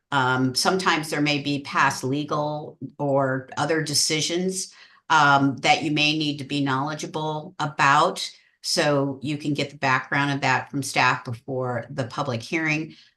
That way, that's information that you already have, and it may or may not come up during the meeting discussion. In terms of item 2, considering a pre-meeting between staff and the HDC chair, particularly if it's a legal issue and you're going to have counsel with you to better understand, how this should be handled in particular. Anything that's advanced knowledge on a controversial issue, sometimes staff will know, sometimes the chair will know. So you can use that to request additional information that's not already provided by the applicant. And you can also use it as your opportunity to finalize and agree on the consent agenda. So those pre-meetings before the HDC meeting, it can be particularly helpful to staff and to the chair. And Will, you want to talk about point 3? Sure. This last point, I think we're all, working our way out of COVID lockdowns and navigating virtual meetings and hybrid meetings. I've attended a lot of virtual meetings nationally in different communities, and oftentimes because of technological challenges, when you have certain, members in person and members that are attending virtually, there can be some public confusion about, who's participating in the decision making. So this is more just to flag that this is, I think, a perception issue. I would say as a best practice, everybody, all commission members will be physically present with the applicants at the time that decisions are made. We know that there may be a need for exceptions for accessibility or perhaps to ensure a quorum. But again, this should all be spelled out in the rules of procedure document that Lisa referenced earlier. Erica? Sorry, this is Erica Mooney. This seems to kind of fly in the face of the open meeting law and what the current allowances provide for and what people expect since COVID. I think that we've changed the way that meetings are being held, and I think a lot of people are participating remotely now, not even just attending, but watching meetings remotely. And I don't know, I think that would be a step back to not continue those. I think our observation was that when an applicant comes in with some supplemental material at the meeting, it's impossible to get it to a commission member who's online. So you're suggesting that if there's an alternate available, yes, then they were physically present, that they would be seated. That you could do it in that instant. A commissioner themselves would come in hybrid if there was a lack of a quorum. Yeah. Okay. I think, we've all got issues, whether it's issues of mobility or as long as there's a statement made, I know, again, in our community, if we lack a quorum, we would actually make sure that somebody is following whatever the state regulations are relative to an online meeting. And it's stated at the beginning of the meeting that so-and-so is in a room, they cannot attend because of whatever the situation is. They are the only ones in the room and they have all the materials needed to make a decision. So I think that you just, again, the rules of procedure can spell it out. If new materials are provided ahead of time, great. If they're not, that becomes a little bit of a challenge and just may need to continue at that point rather than make a decision with a member who does not have the information in front of them. So I think that would be it on that slide. Okay, Val Oliver has a question. Hi, I just have a comment with regard to that. A lot of times folks can't get here and we have the issue of being an island. And then we used to have people come and we didn't get to their application. So as much as I love having the in-person meetings, I am an in-person meeting person. I think we still need to allow for that. It seems to allow people to participate in circumstances that are unusual, like being on an island. That's it. I was taking it as that you weren't suggesting that they wouldn't be able to be accessed remotely, but you're suggesting that commissioners themselves be at the table? Yes. If possible? Yes. If there's enough people in the room. Okay. Exactly. Okay, next slide.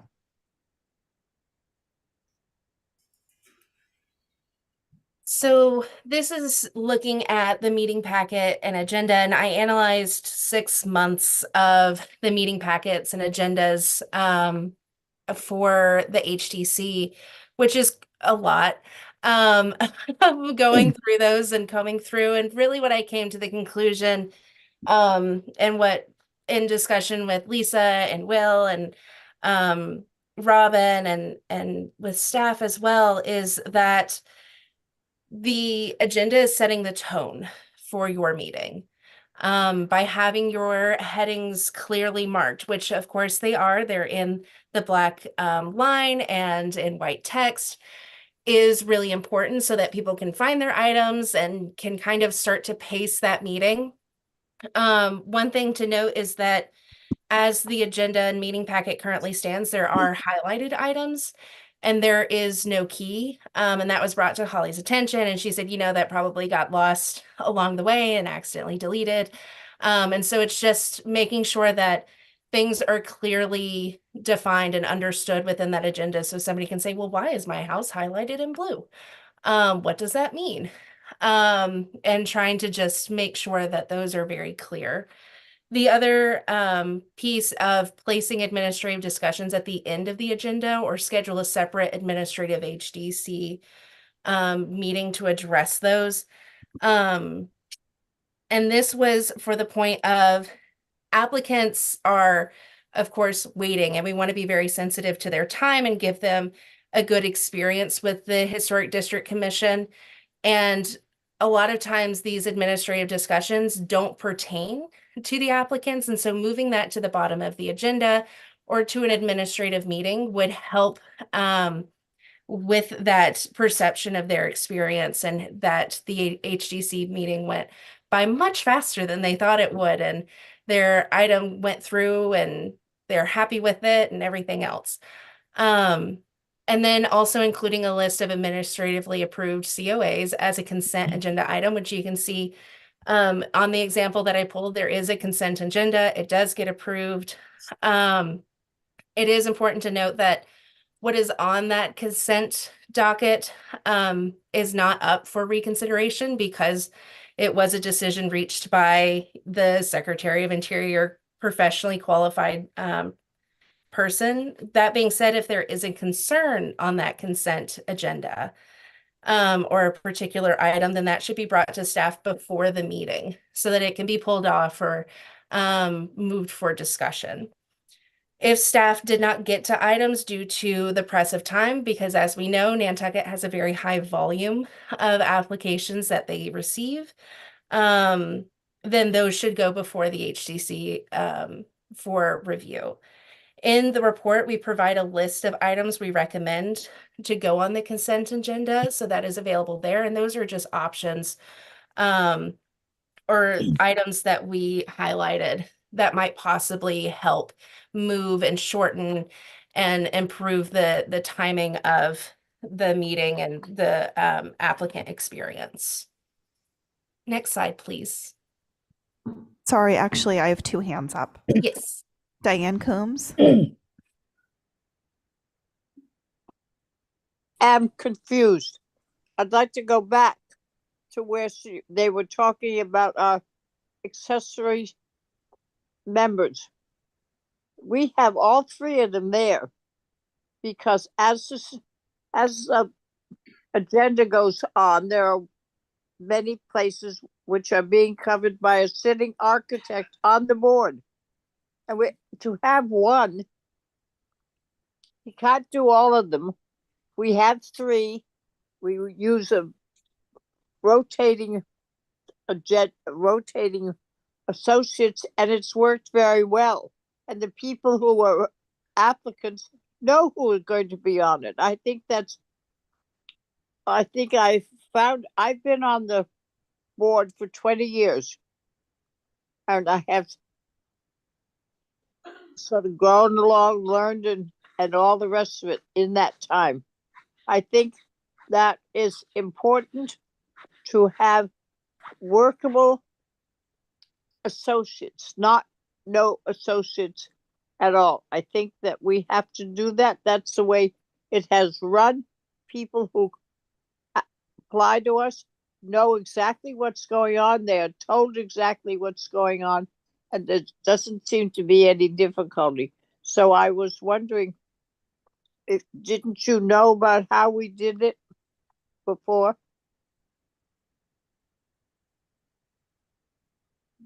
I think what we can say, we clarified earlier, was that you can have the alternates. It's just that they don't need to sit on the dais unless there is an item that they are there to review because of a lack of a quorum or recusal.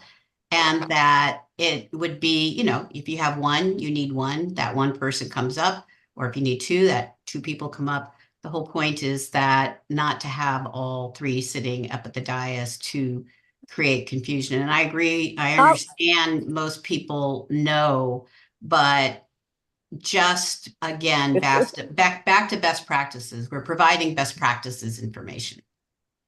So you're suggesting, just to summarize, that the 5 members sitting on any given application would be the ones seated at the table, that it might Yes. be more clear to the Yes. audience what's going on if alternates who are not seated maybe sat to the side or in the audience, something like Yes. that. Because I mean, it's not like one application's being heard each night. They might be, different people will be seated throughout. Yeah, Right. there's a lot. Is that kind of what you're getting at? Yeah, I Okay. view it similarly to if there's an issue that I have to recuse, we've been advised not to sit here. We've been advised to, go and sit in the stands or go out of the room, depending how much I have as a, so, I think I view it similarly to that. So. Okay. Rather than creating a situation where maybe people think that 8 people are reviewing their application. Yeah. Or I'm They know, staring at you mad, because you're not giving me what I want. I mean, I think, I just Well, think it's going to be some of that's that. different. Recusal is different. But I than view what she's talking about. everyone similarly. being valid to sit and who's actually seated. Ray? right, Yes. but Just you have been, Diane, have- hang on. oh, I'm sorry. Diane, hang Sorry. on a Sorry, second. Diane. Matt, to your point, Matt. Diane, hold on. Ray is speaking. I can come back to you. okay.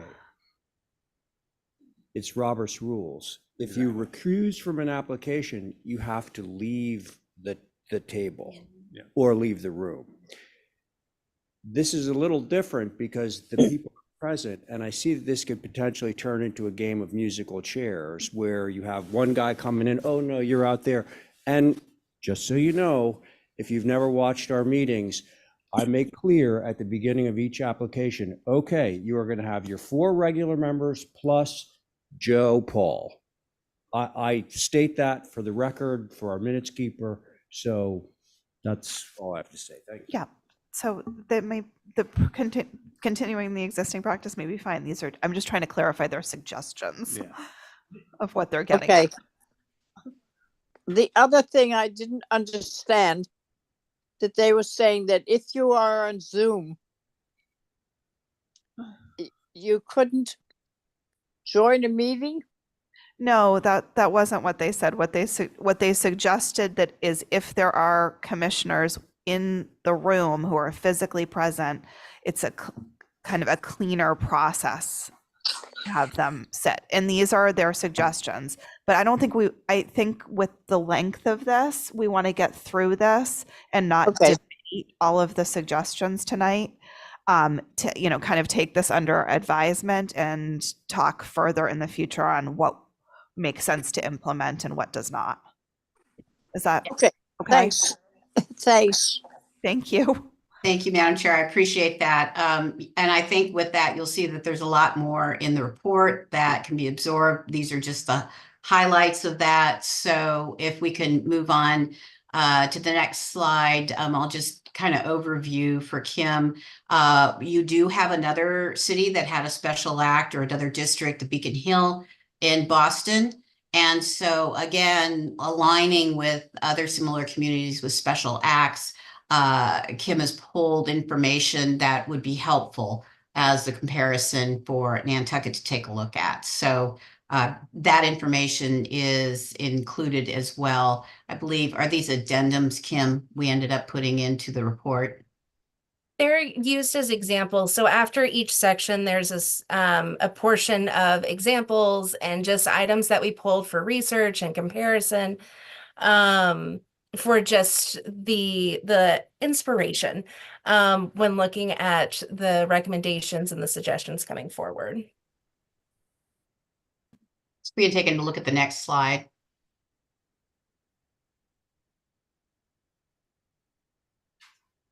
And again, can Kim and Will, you guys want to cover this one quickly? Yeah.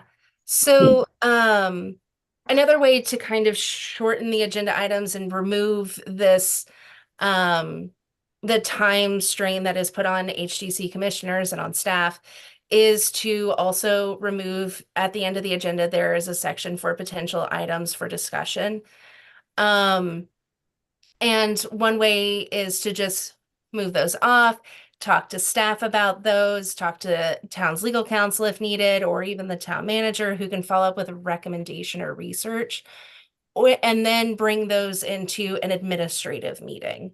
So just to have kind of separate the two so that it's not, applicants aren't sticking around for a conversation that they don't necessarily have to be privy for. Yeah, a couple of other recommendations here.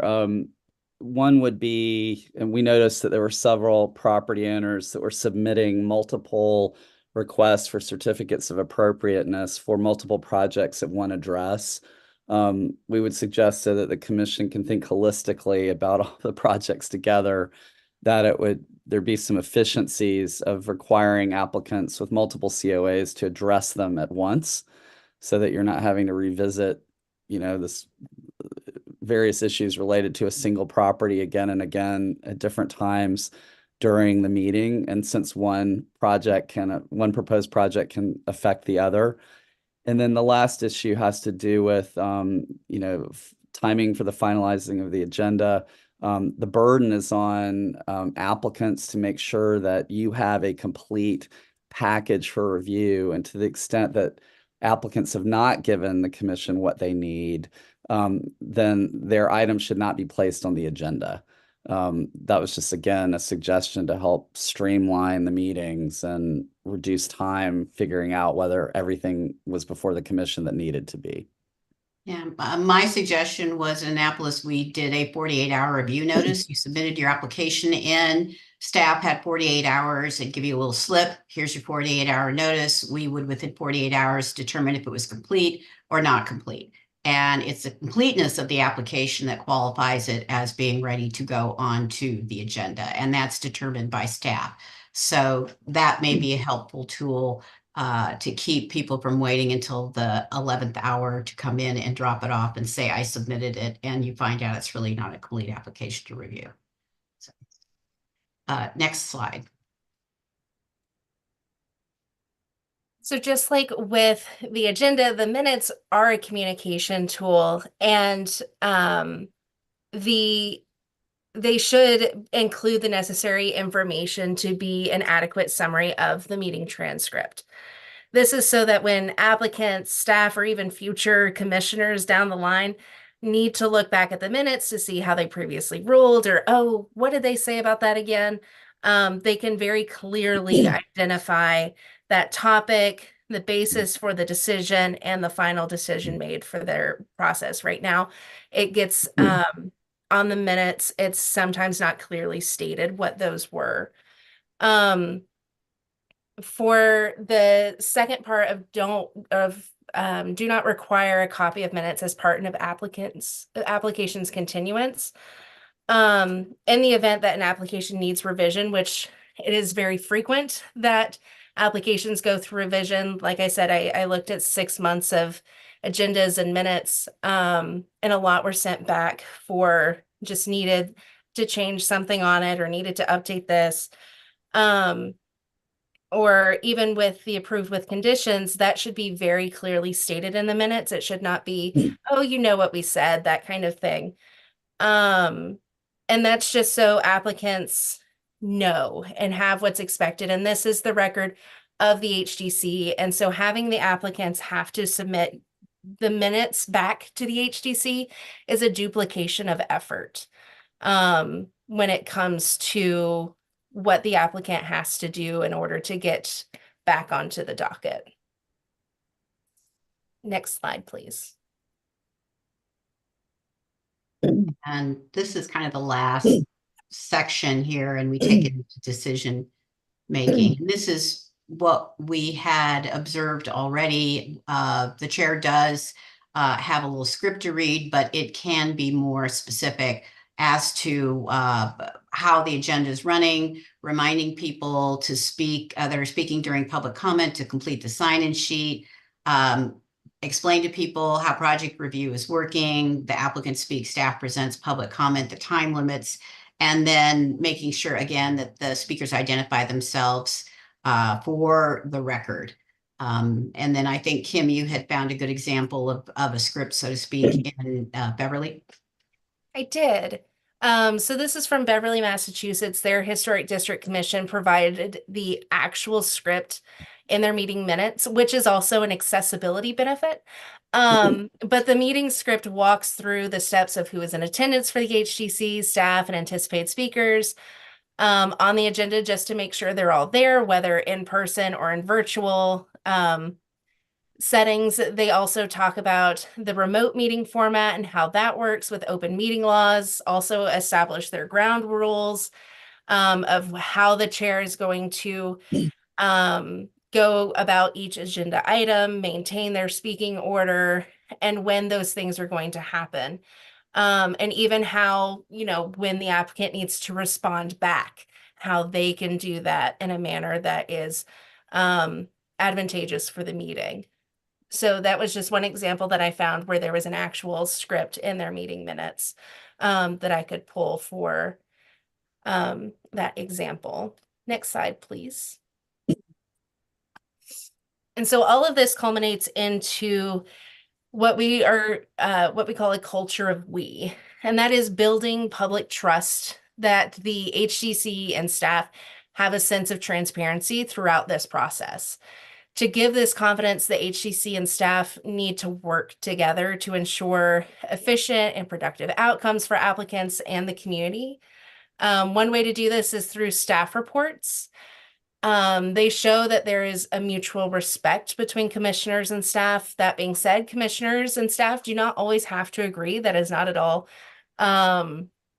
something that will always happen. But when commission members address staff comments, it's important to state for the record the basis for agreement or disagreement. For example, I understand why the staff report provides the guidance it does, but in this case, I think, and then state your disagreement. Or I agree with the staff report, but I would like to add this caveat or this condition or this other guideline for consideration.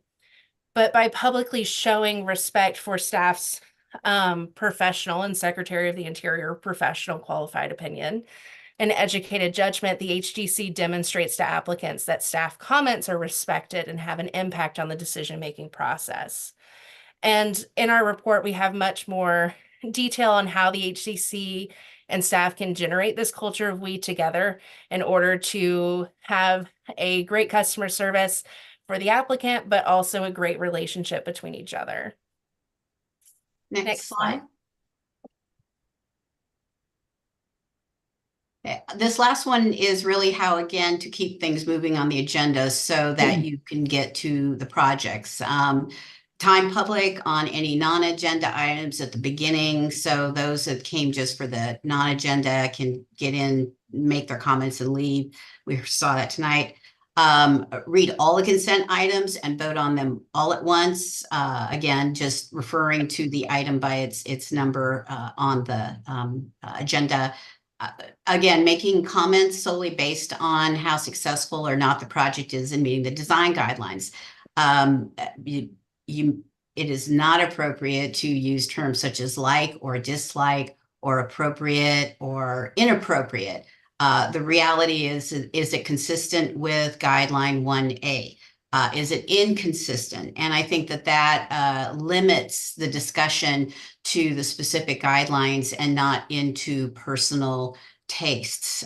This makes me uncomfortable was a comment that we heard. So it's really important to be very specific.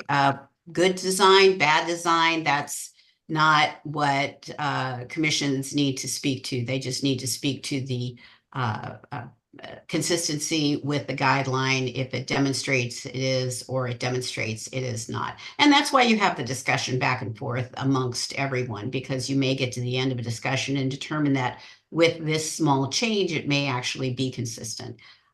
So that's the approach to take in deliberations. Next slide. Thanks. Yeah, go ahead. Yeah, thanks, Lisa. So again, just to touch on a couple of items here.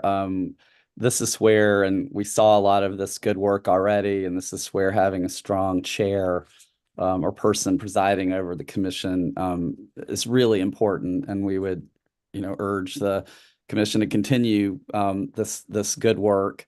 You're already providing a certain amount of time to applicants to make their presentation without interruption.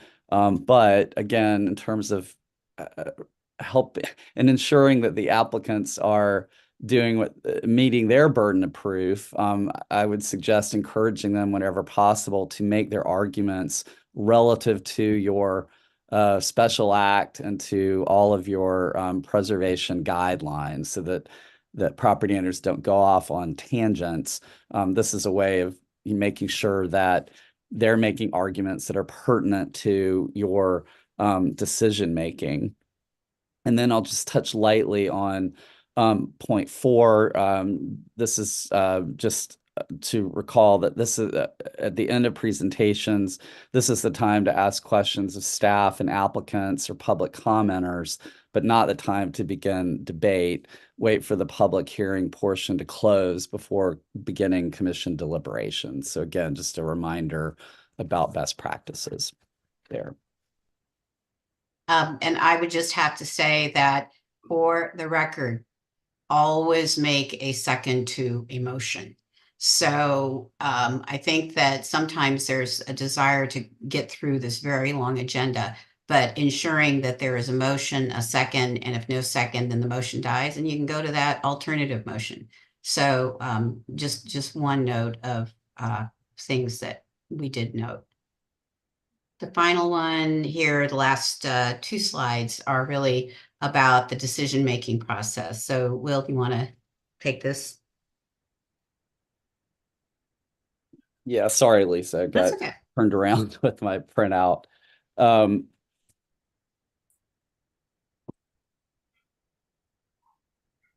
Sorry, I believe that I've covered these points already. These all? Okay. Yeah, sorry, I would advance. Yeah, I would advance to slide 28. Sorry, Erica.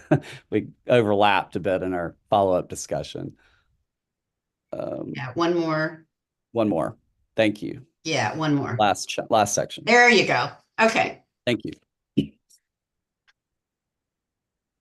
So we're on the home stretch, and appreciate you having us today or tonight. The final part of our presentation has to do with approvals or approvals with conditions. The idea here is to provide a clear roadmap to applicants who are coming before the commission for approvals. We've already talked a lot about staff reports, so don't need to go back into that. But ideally, the staff report will provide, the recommended motion for approval, or if it's approval with conditions, what those conditions are, make this very clear, or whether there's going to be a denial.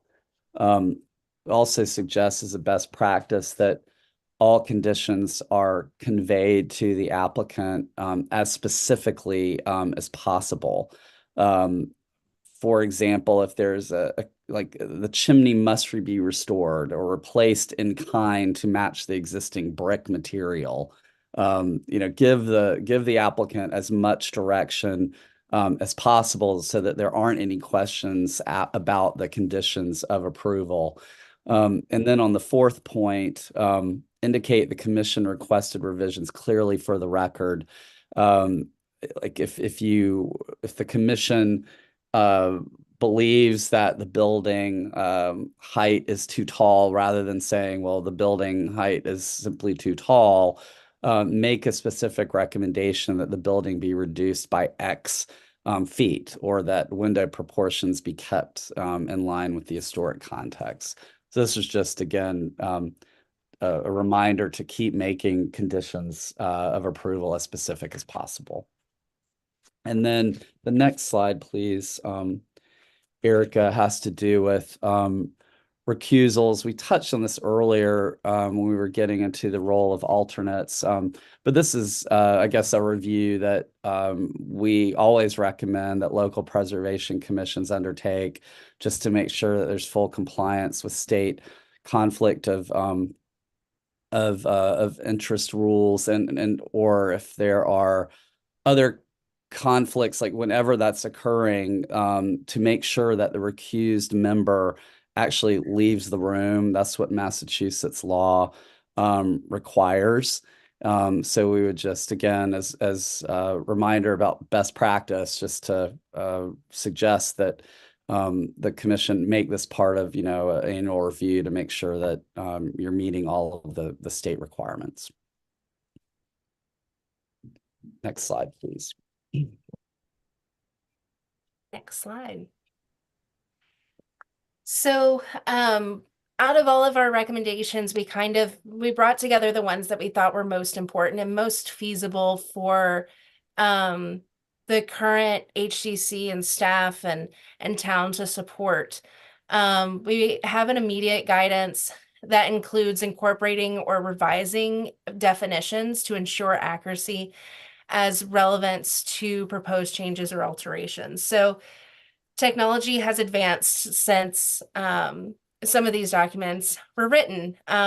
Vending, for example, as it's defined in the sign book, is coin operated and dispenses merchandise. Well, I don't remember the last time I carried coins. I use my card or Apple Pay, or people use Google Pay, and those are very commonplace. But by the definition in the sign book, those would be acceptable because they don't use coins. Or the free containers that you can get little publications out of that don't take any money. Those could also be technically allowed if that definition for vending is not altered. And so just being able to address what may be outdated or what may need a definition and doesn't have one currently will help streamline those decision-making discussions. Of course, developing a rules of procedure or a rules and regulations, whatever you want to call it. Like I said earlier, the Massachusetts Historical Commission provides guidance on this. They actually have a wonderful example of a minimal one in their guidebook for historic district commissions. And then Robin, our colleague that was working with us on this project, developed a template for a template example for outbuildings, which is in the report appendix. But our recommendation is develop more of these templates so that it streamlines and lifts, makes the staff available to do these staff reports. And it's not as taxing in order to do those. There's also quite a few other towns in Massachusetts that does staff reports. And so reaching out and seeing how they approach and how they are able to handle doing their staff reports is always important for preservation as well. Next slide, please. Our short-term considerations for 5 years is to consider if a cultural landscape survey would prove useful in that decision-making process and kind of settle those issues of setting and integrity, as Lisa spoke about earlier in the presentation. Completing a community values assessment to prioritize properties with greatest community significance based on those social, cultural, architectural, economic, and historic values. And this will help establish that lenient versus strict review, but it can also help establish study priorities. So as new information is developed, such as the recent study done on the fish lots, figuring out where the community places value can help establish those priorities for future study. I was the co-director of the Preservation Institute Nantucket when I was living on Nantucket, and one of the benefits of that program is the fact that it's housed in the same building as the Nantucket Preservation Trust. And that partnership was so valuable to my work and to my students. And it really brought home the point that preservation is not in a vacuum. It does not exist by itself. And the HTC is also not alone in its mission to preserve Nantucket for future generations. If there's a concern about an interior, which we heard several times on our visit and in our discussions, directing people to resources like the Nantucket Preservation Trust and their interior easement program is a very good option so that the HTC is not taking on that burden, but also lifting up the other preservation entities on the island. Additionally, if the HTC or staff doesn't have capacity to develop training programs or lectures or just informational webinars or something along those lines, but they see a need for it, asking the Nantucket Preservation Trust or the Preservation Institute Nantucket or even the Nantucket Historical Association to do so in partnership with the HTC and with HTC assistance is also a really great thing. And then finally, developing the area-specific illustrated guidelines. Every time that I had students on island in the summer, they're like, everything looks the same. It's gray shingles and white trim over and over and over again. And so I would always say, yes, if you're just looking at the surface level, it does appear homogeneous. But look deeper. Look at Nantucket, look at town, go to Brant Point, go to Mid Island, go to Sconset, and look at the architecture and really understand the different forms and the different functions and the different attributes. What works as a guideline in town may not serve well in Nantucket. It may not serve well in Brant Point. And so creating area-specific guidelines allows for informed decision-making processes with architecture that is not mentioned in Building with Nantucket in mind. And it creates a more clear, directed, and streamlined process for these historic resources that, of course, we want to preserve their unique sense of character. Next slide, please. And Kim, I think I'll jump in on this next slide because I would like Will to kind of close out on this as well. We realize that there are a lot of things in the special act that may in some way prohibit or at least have the perception of prohibiting the HGC or the town from making certain changes. And that's why we realize you'll need to work with your town council, with Mr. Giorgio, and Will might speak to some of the things that we talked a lot about special act changes that could be recommended. And again, it's a long process. We do realize that. But these are things that maybe, Will, you could highlight. You're muted, by the way.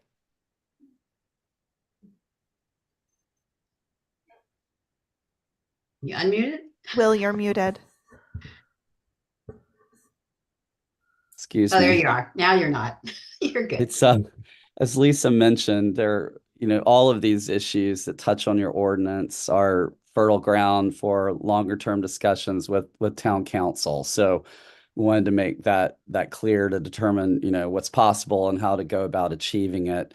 So to the extent that the town believes that changes should be made to the special act, again, this is one of the long-term considerations.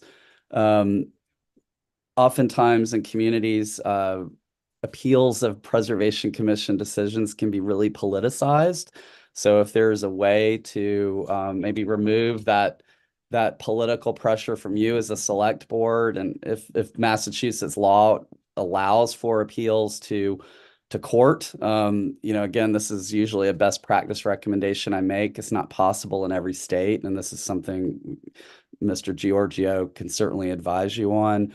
But I know that local governments or town councils, city councils often get in the unenviable position of having to resolve appeals of Preservation Commission decisions, and that's often not a good place for them to be.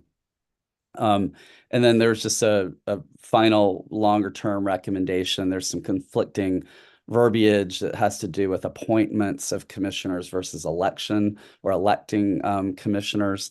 That's again just something to consider clarifying. And I think with that, that's really we're at the end here. We touched on the highlights, and I appreciate you all being patient on this. I'm sure there's a lot of questions, but at the same time, it just may be something you need to think about and have a follow-up discussion or a joint meeting with the HDC or with staff or with your town administrator as well. So that is the end of our presentation. If there's any burning questions, we're happy to address them, but we went through the completed steps. We've done that final presentation. And we're here as much as mentors, as trainers. That is one of the things we do with camp. So we're always available and have been to Holly and to HDC members to follow up with providing answers, advice, other guidance. So just know that we appreciated this process. It was a learning one for us as well. And if we can help in any way down the road, then we are here for you. Oh, thank you very much. Quick Mal? question, do you guys help, do you assist writing rules and procedures, for example? Because I worry that something like that would be very difficult to get done solely with current staff, with everything they have to do just to keep up.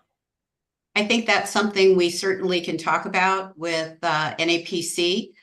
We do have some models. So making them specific to Massachusetts law is something obviously we'd want to work with. I think it's just going to be a matter of, is it something best a consultant do? I think that's one of the decisions NAPC has to come to on this, because this was a real model for us as an organization. It's something I do as a consultant, but it's, we kind of gave you a mix of that, the in-between. So we're happy to talk with the HDC or with staff about that and see what we can pull together. Okay. I think people got to ask questions throughout, and this has been a long presentation. Leslie, do you have something?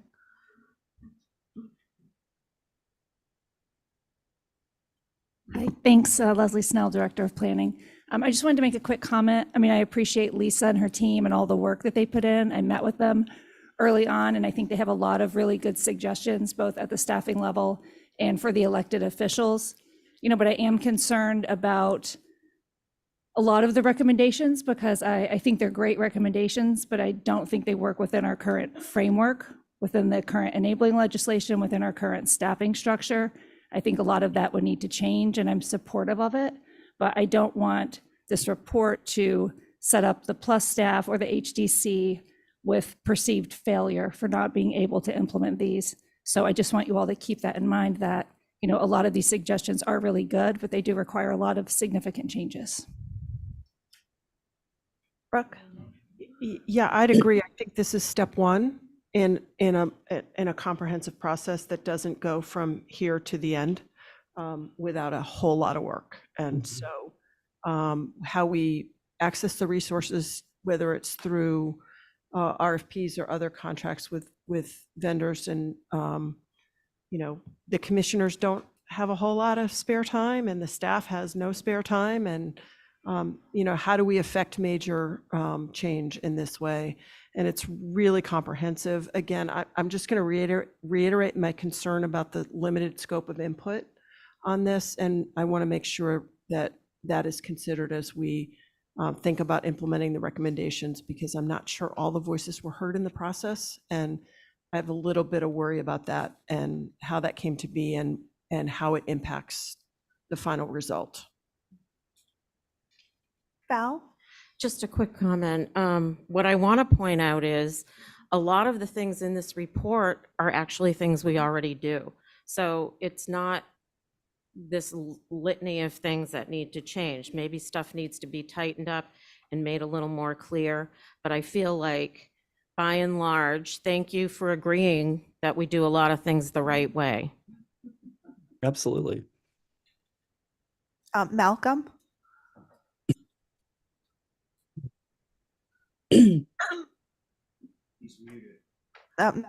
Malcolm, you're muted still. Did you have something to say? Malcolm? Okay, I'm sorry. Did you get me? Yep. I'm sorry. Yes, I think there's a great deal of work. A lot of things went into it, but I still never heard the question about why the original charter wasn't really followed, why there was not input from some people that we thought we were going to hear about. So I kind of go with Brooke. I'd really like this to go forward, but I think you missed input from a lot of people that would give you a different perspective. And that's missing. I'm sorry, it's just plain missing. Holly? Thank you, Madam Chair. So first of all, thank you. If it wasn't for this board and the HDC to agree on a scope moving forward, this wouldn't have happened. And thank you for allowing us to have the subject matter experts in the field of historic preservation. Bottom of my heart, I appreciate that. Regarding the scope itself, within the scope, there was obviously some interviews. There was a list. You were on it, Dawn, as your experience on the HDC. And we had a Nantucket liaison group with NAPC that included myself as staff and our vice chair, Stephen Welch, who's not here this evening. And basically going through the stakeholder survey comments, there were some comments that Stephen had on them, which were going to be incorporated. And I really, at the end of the day, don't want to throw any, fellow somebody under the bus, but at the end of the day, this is the fact. Those suggestions were going to be actually held off until after the individual HDC review, which was when the NAPC came to Nantucket in October. We were going to actually refine that survey and do the interviews.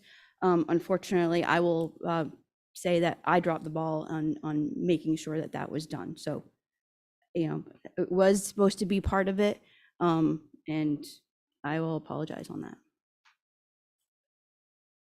Thank you, Holly. I mean, I do think the report was pretty comprehensive, even without getting to everybody. And I mean, I guess from our end, these are somewhat more policies that the HDC should be driving. Some things you could implement without any input, and some things you might need funding for, which I think is more of the ask to us, or obvious and administrative staff, like if there's staffing and job description changes. I mean, there's a process for all of that, but for the most part, I think that that this was really helpful, and we're happy to give any more input that you need from our level, or open to requests for further work to be done that requires funding. Yeah. Matt? Yeah, I would like to see, I would like to see Holly and HTC come back in 2 months, 3 months with, okay, here's our short term. If I were doing this at my business, I'd be saying, who's going to do it? How are they going to do it? When are they going to do it? How much is it going to cost? And have some accountability. And I wouldn't expect all of it to be done immediately, but you would set up expectations, and you'd set up sort of those expectations. And I think that it would be entirely appropriate to have them come back and say, these are the things we're working on, and here's why, and here's how we're doing it, and update us. And here's where we need help from you. This is where we need funding, and this is where, I want to be manager Holly, instead of preservation planner Holly. How do we do that? I just think come back with those things, and I think that we could be then supportive of that. I'd be happy to have a follow-up. Hillary? Yes, thank you, Hillary Hedges report. I appreciate the report. A lot of really great things in the report. I had a question for the consultants. One of the sparks that drove the conclusion to engage for this report was the abrupt cancellation of the advisory boards, and it was included in the scope that would be analyzed, and the role of the advisory boards, and whether or not they had a purpose, and how to make up for any duties that they were performing once they ended would be analyzed as part of the report. So I don't think, outside of including it in the scope, it wasn't really, the advisory boards weren't mentioned in the report. So I had one question, which was, why was that? And I have another question, which is why demolition policy and decisions about how we determine if a building is contributing with respect to demolition, also demolition by neglect, which is a power that the HCC has been given in our bylaws to determine why that wasn't, you said that we just didn't dig into that, and I was curious why you didn't dig into that, if that was something that you felt is being handled fine, if you feel like it's not important, or if you were asked not to look at it. Those are my 2 questions. Thank you. Are you looking for a response from us? I can respond to that. I think our scope was really to look at the organizational structure. And so we didn't dig into specific issues such as demolition by neglect, other than to state that there should be some type of procedural approach to it. And I think that is what is up for discussion. On the advisory bodies, again, to Holly's point, we were limited to talk first with the HTC members and some of the key staff. This is kind of a good point at which information could go, whether it's through a online survey, whether it's interviewing people. We did note, well, I think we recall that there was representation of an individual that spoke on behalf of, was it, I think Wisconsin when we were there, but didn't identify themselves. And again, as from the advisory body, because the reality was that is just not something that is currently in place in the formalized way it was before. So I think we were really looking at the broader picture and bringing in the best practices that we were asked to bring in. There's enough work there, but I do think that obviously there needs to be some follow-up on those key concerns and issues, and that certainly can be on that list of items moving forward to address. Yeah, and I'm disappointed in that aspect myself, because I feel like the advisory boards, I know it can be hard to, sort of support them at this point, but I also know that they do a ton of work.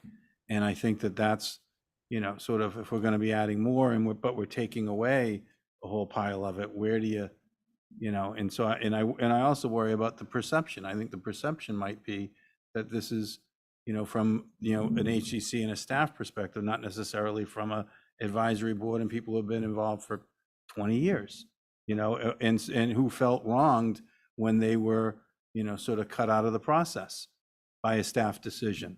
And so, and that's why I asked earlier, if we have an HCC manager, who do they report to and who makes that decision?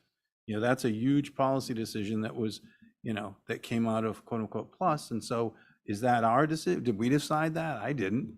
And so I think that we have to, those things really need to be drilled into. And they weren't. If the scope was cut back a little bit in the interest of time or for whatever reasons, do we still have room within the contract to further the report? I mean, you can get back to us on that. I believe the contract ended today on this. It got amended to get to this point. So.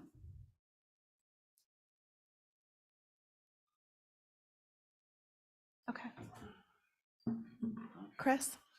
Hi, Chris Young, and I'm speaking on behalf of the sign committee. Just to put on record that we were sort of blindsided when we read page 12 of the report that suggested that we would no longer be necessary. So we just want to put on record that we stand here ready to continue our work. We hope that you don't consider that recommendation.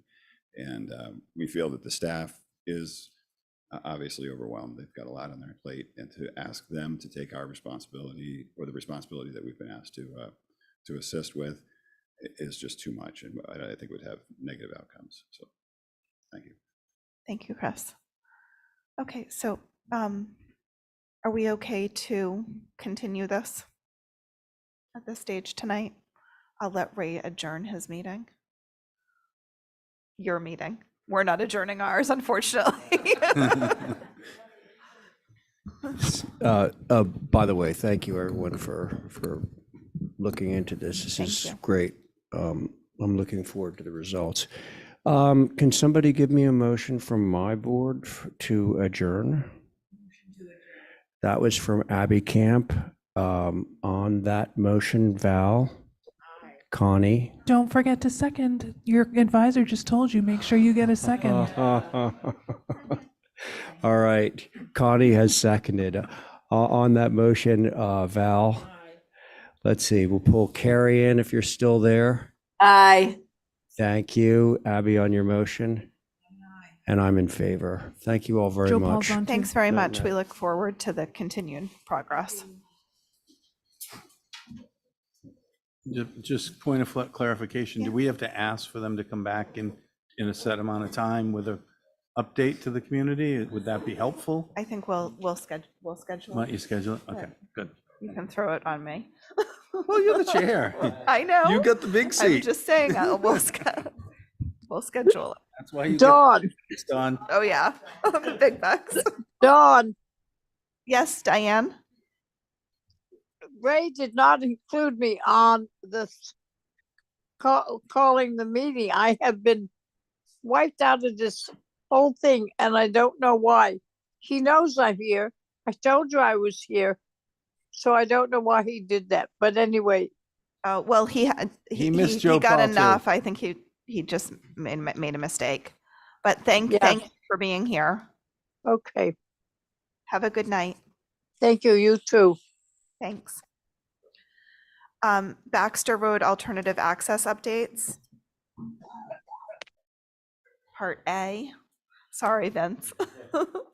It's one presentation, so I'm assuming we're just going to lump it together. Hi, Vince Murphy with the Natural Resources Department, out of the frying pan and into the fire. So we're going to look at two different presentations.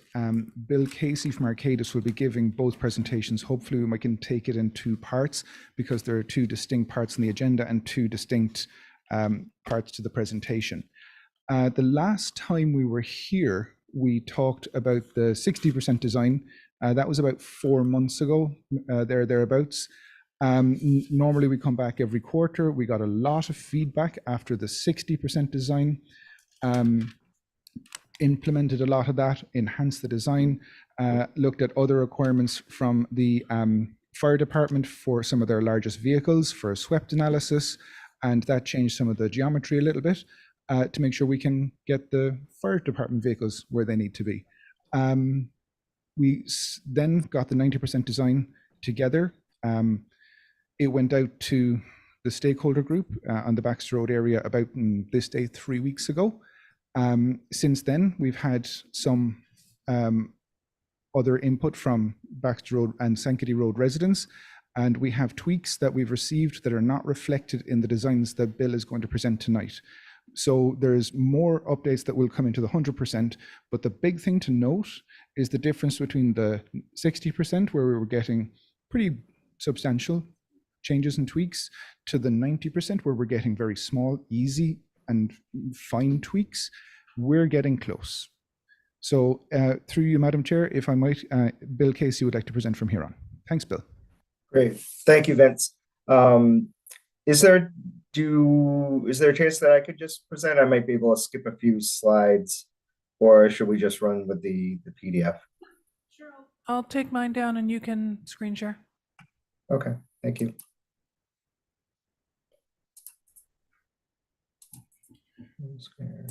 Two. Okay.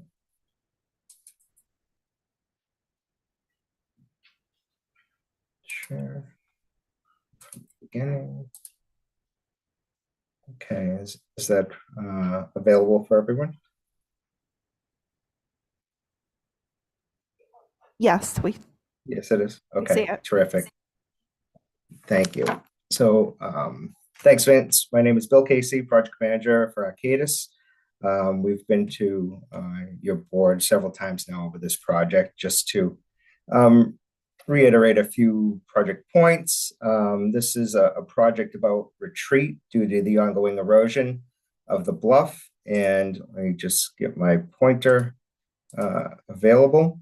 So here, just to frame ourselves, we've got Baxter Road, the Sankaty Head Light, the top, Sankaty Road, on here, and towards the bottom is Bayberry, and that's the general area of the project in the neighborhood that we've been discussing. So just real quick, we're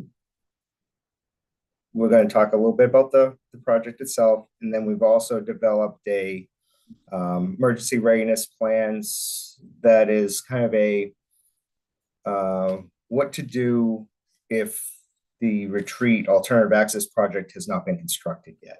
And we give a little bit of a time frame for that because everything is subjective with timing at this point. Here's our team. I've got a lot more hair now, so we'll keep moving along from there. So this is just a little bit more of our project area.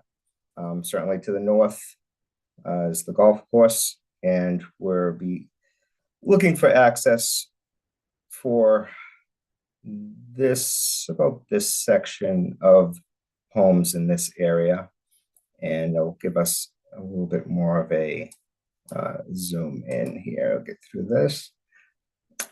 This is the overall scope of work of the project. We started in January of 2022 with some preliminary investigations, progressed the design to where we're at now. As Vince indicated, we're at 90%, and we're really closing in on shovel-ready documents, which was really the goal of the project.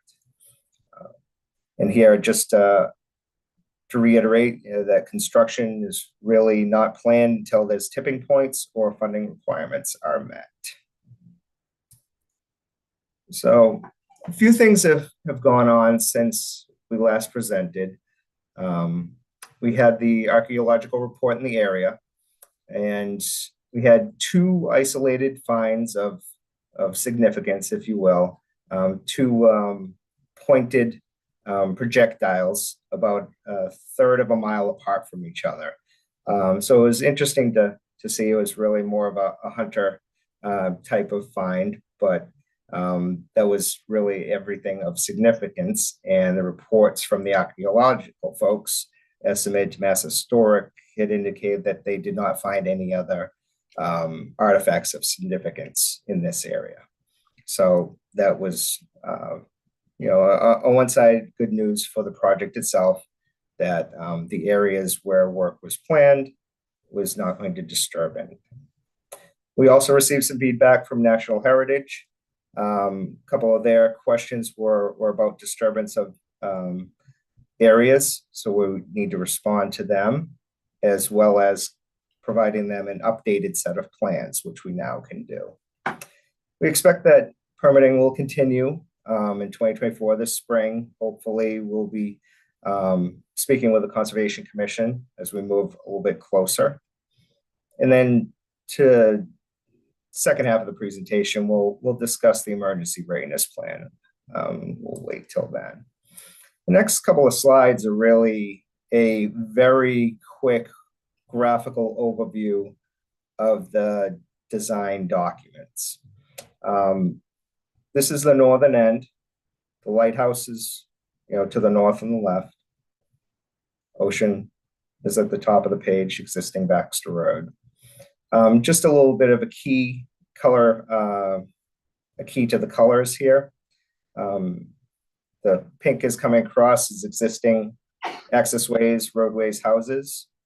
Purple is coming in as a proposed pavement. Brown is any non-paved surfaces. And then we've got blue Baxter Road for locations along Baxter Road where we're proposing to remove the pavement as part of the project. And that'll just in case when we have a event, the pavement doesn't end up in the ocean. So that is currently planned.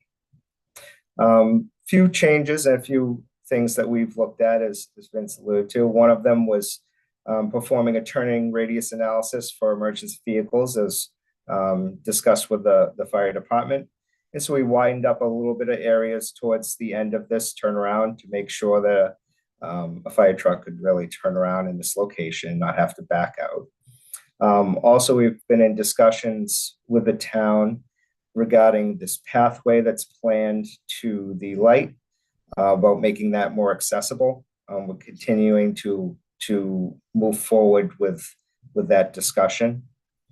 And then just minor tweaks to this area between 110, 108, 106 Baxter, due to alignments and in particular requests and comments out of the 60% design. As we move more landward, the northern road connects into the existing Sankaty at the intersection of really the golf club entrance. You'll notice here, this is a change from the 60% that all of Sankaty Road is now planned to be paved. In addition to, the bike path was already paved and is going to be reconstructed as pavement as well. That's where all the utilities, water mains and sewer are planned along the bike path. Question on that? Sure. Yep. Yeah, question, is that a turning lane on the right side so people can get right onto Sankaty Road out of the golf course? Am I watching that right, or no, it's not Turning from a golf- lane. Yeah, it's from a golf club entrance. Yeah, why is that? This is the existing configuration Yeah. that's out there. This, I believe, is leaving the golf club, taking a right onto Sankaty. Yeah. So we're just proposing to repave the existing and do not evaluate any change of traffic pattern in this area. As a biker, I think we may want to reevaluate and have a squared off one turn there, they come flying out of there sometimes. So anyway, that's. Oh, zipping through this way. They save us a little bit of work anyway, so. I'm sure that's something that you could discuss with Vince, if that's something to move forward with. Yep, go ahead, Vince. Thanks, Matt. Great question. This is the existing, as Bill said, it's the existing configuration. We've had a very good relationship with the golf club through this process. They've been extremely kind for what they're offering. Yes. I could start a conversation with them about their existing accessway as it looks now and how that might be reconfigured. Let me carry that forward and see what I can bring back. I would do that before it goes to BBAC or anybody as well, and just see if they're even willing, because I think it is something to think about. I've seen enough close calls there. Will do. Thanks, All Matt. right, thanks. And this might be a great time to fix it. The intersection. Okay, very good. Thank you. Just moving, I guess, south along Sankaty Road. It's kind of the middle area, the central area of access. And this would be providing access for 96 through 104. Minor changes since 60%, a little bit of the widening of the turn for emergency vehicles and performing an analysis so they can turn around at the end as well. Slight change to the modification in between for access for 90, for 92 and 100. This is a suggestion come out of our last select board meeting about consolidating the entrance here and providing utilities along one corridor in here as opposed to multiple. Right now, this corridor is shown right along the property line between 103 Sankaty and 92. Here you can see that the removal of pavement extends to this location, which is where the FEMA line changes over from encroachment, I believe it's in the 2050 to 2100, where this is a little bit more stable area or predicted to be stable out of models. So this is the southernmost area. Not too much change here from 60%, only the identification of full width pavement along Sankaty Road and as well as up to Bayberry. Utilities will travel along the bike path. Water will connect to existing water line at the intersection of Bayberry and Sankaty. And there'll be new water main to the golf club and up through the neighborhood. The low pressure sewer system will reconnect into Baxter Road at the intersection here, Bayberry and Baxter.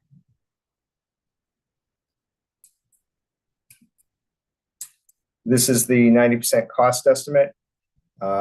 Certainly for a whole project cost, there's a range. Low end of 31 million, high end of around 44. This is a bit higher due to the addition of the paving full width, since the cost presented 60%. This is a multi-phased type of project. Certainly phase one is to address any properties that are in jeopardy of losing their utilities and access due to the 2050 FEMA line. And phase two of the project takes a look at the 2100 FEMA line. So these are the presented costs. The overall construction go ahead. schedule. And that's sure. when I fell off my seat earlier today when I was reading the packet, when I saw the cost, and I immediately forwarded this whole section to Leah Hill for Coastal Resiliency to encourage them to all of us to start talking about how are we going to cost share these? You know, how are we going to find a way to afford this type of stuff around the island? So anyway, thank you. Very good. Planned construction cost, construction schedule is about 2 years. Here we've presented it being approved at the 2025 town meeting, moving forward in 2025 and ending in 2027.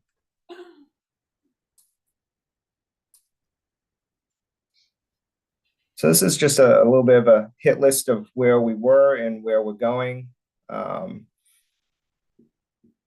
Mention a little bit of this. Permitting is going to continue throughout. We've been receiving comments on the 90% design now. It's been very helpful, and those adjustments will be made as appropriate, as applicable. We've been doing a really good job. I appreciate all of Vince's hard work and communication and really relaying those comments to us, and we walk through them in detail. So that was a quick version of alternative access. Now here we've developed a memorandum or a little report that is in draft format in with town staff. And what this report and this presentation is going to talk about is what happens if there's a breach in the bluff before alternative access gets created. And there's two vulnerable spots here. But this little graphic is just showing the two projects. So we've been on this track of design, getting to shovel ready. There's going to be some level of town approvals of funding and bidding, and then showing a 2-year construction. Nobody knows what could happen during that time frame from an environmental standpoint. The purpose of this is to really have somewhat of a plan and just get these topics under discussion should something occur to the bluff that takes out some of the utilities and access along Baxter Road. And so this is an interim plan that should be discussed and could be abandoned once alternative access is constructed. So here we've defined breaches really in two locations, and Vince and his team have been doing a great job at tracking the bluff over the last 5 or 6 years. And these two locations exhibit the most loss over that 5-year period. So we had now analyzed what happens if there's a breach at location 1 and what happens if there's a breach at location 2, at location 5, excuse me. At location 1, there's been 3-foot loss over 5 years. At location 5, there's been 9-foot loss over that same 5-year period.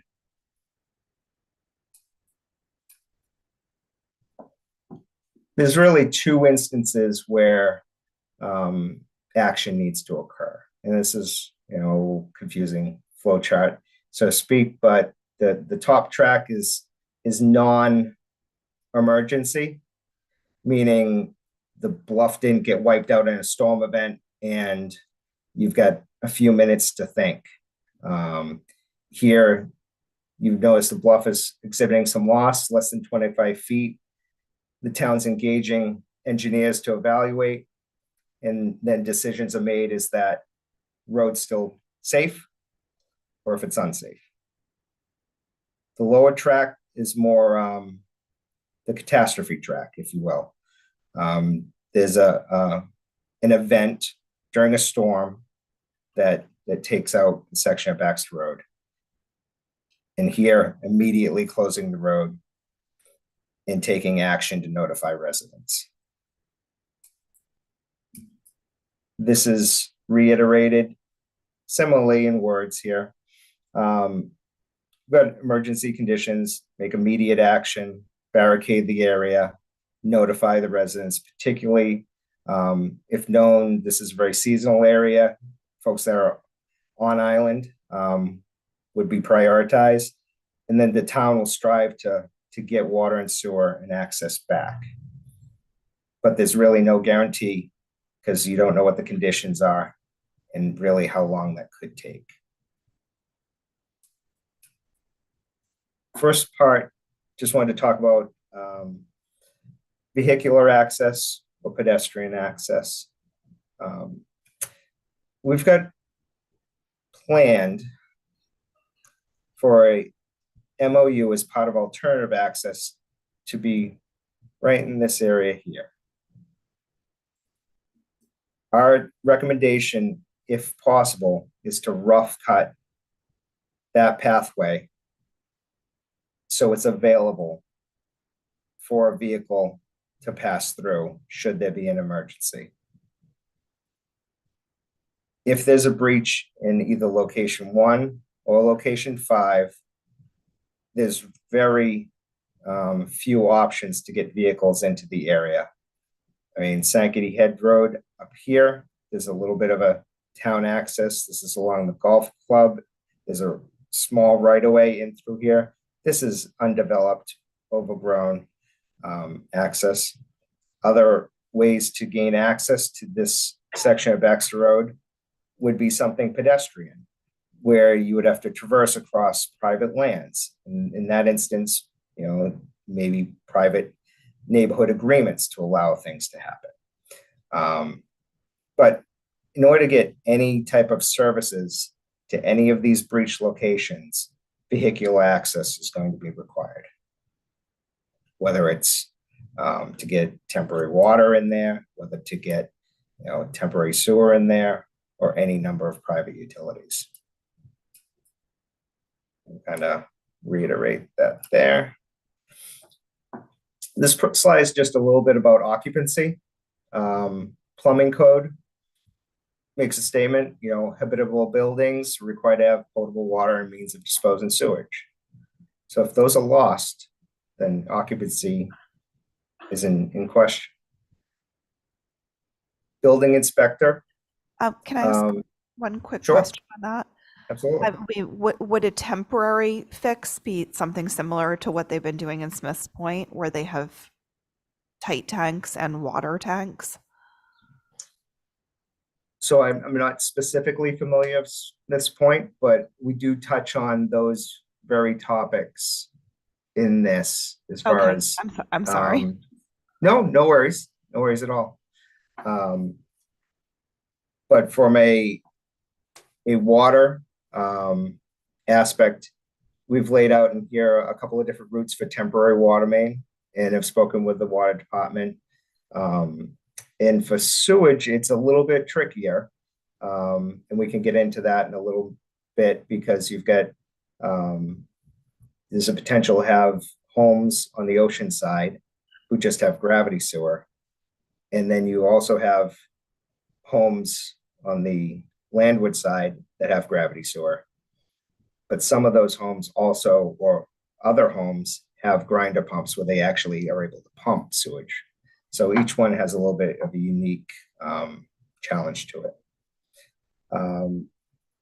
Just real quick, touching on the building inspector, this is a good statement. If the building inspector deems a structure unsafe to inhabit, he can require the building to be repaired to abate the unsafe condition or taken down and removed. That's a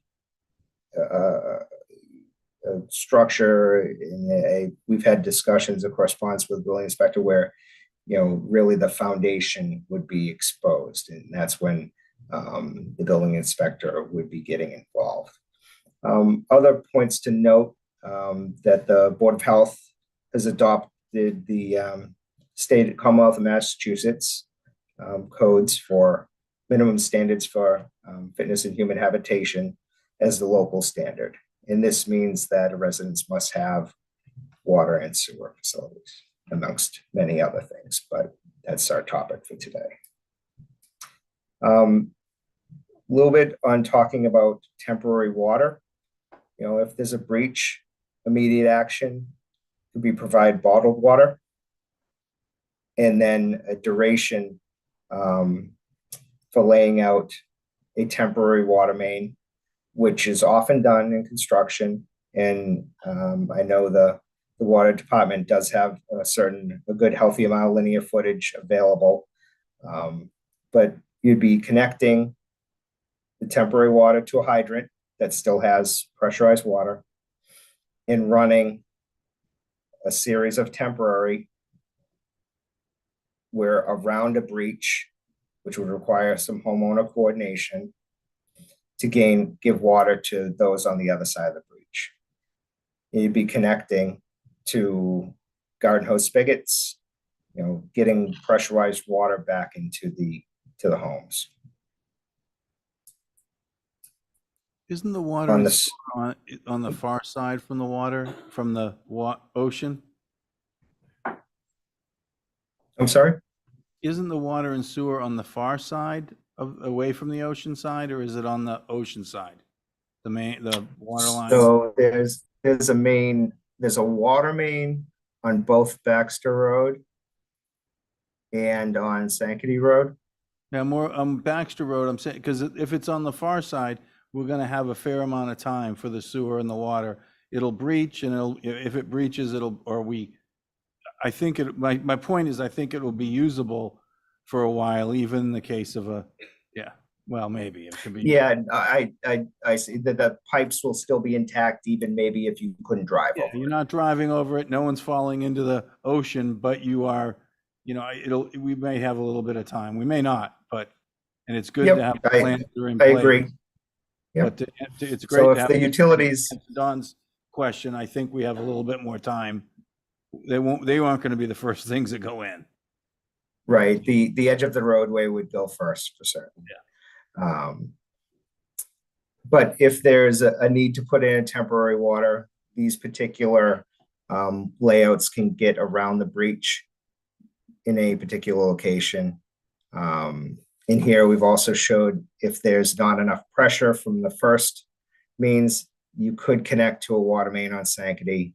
Again, homeowner, private residence coordination would be required to connect back in if there's not enough pressure or flow in this area.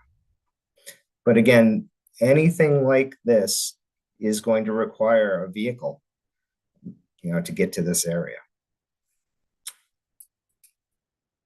Talk a little bit about sewer, which can be a little bit trickier. Immediate action. I mean, certainly there could be something as simple as Porta-John's place. Not that anybody wants that, but it's a very simple solution, very short term. Some of these homes you can see here identified with little red dots. These homes already have a grinder pump. They are lower. These houses are lower than existing Baxter Road. So their sewage needs to be pumped up to the gravity line that's in Baxter Road. These little grinder pumps, they have a small amount of small volume of capacity, if you will. You might be able to get a day or two out of the localized volume on site for these residents. But then there's no place to pump it to if there's a breach. Something that could go more so for those folks that have grinder pumps, is visually challenging as it may be, you could put a tank on the property and they could replumb their sewage into the tank, which would eventually need a septic hauler to haul this out.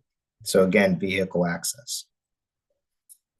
Folks along the ocean side, they don't have any grinder pumps. Their sewage goes by gravity into Baxter Road system. Their options are very few. Really, anything to help them along would be very difficult, because if you try to employ any sort of tankage to run with their existing plumbing, a tank would have to be buried, several feet below grade. And in an area where you've got a breach, you may not really want to be doing any serious excavation. Even longer term solution might be to install a temporary low pressure sewer, kind of like what we're proposing as a final fix for alternative access. Again, that's going to take time, but you could connect some of these existing grinder pumps for all the hydraulics work out and connect to go around the breach and connect back into a gravity sewer system. It's just a few options to consider. Just real quick on private utilities, certainly there's, electric, propane in the area, cable, all of those would require vehicle access to go through and reestablish their own services.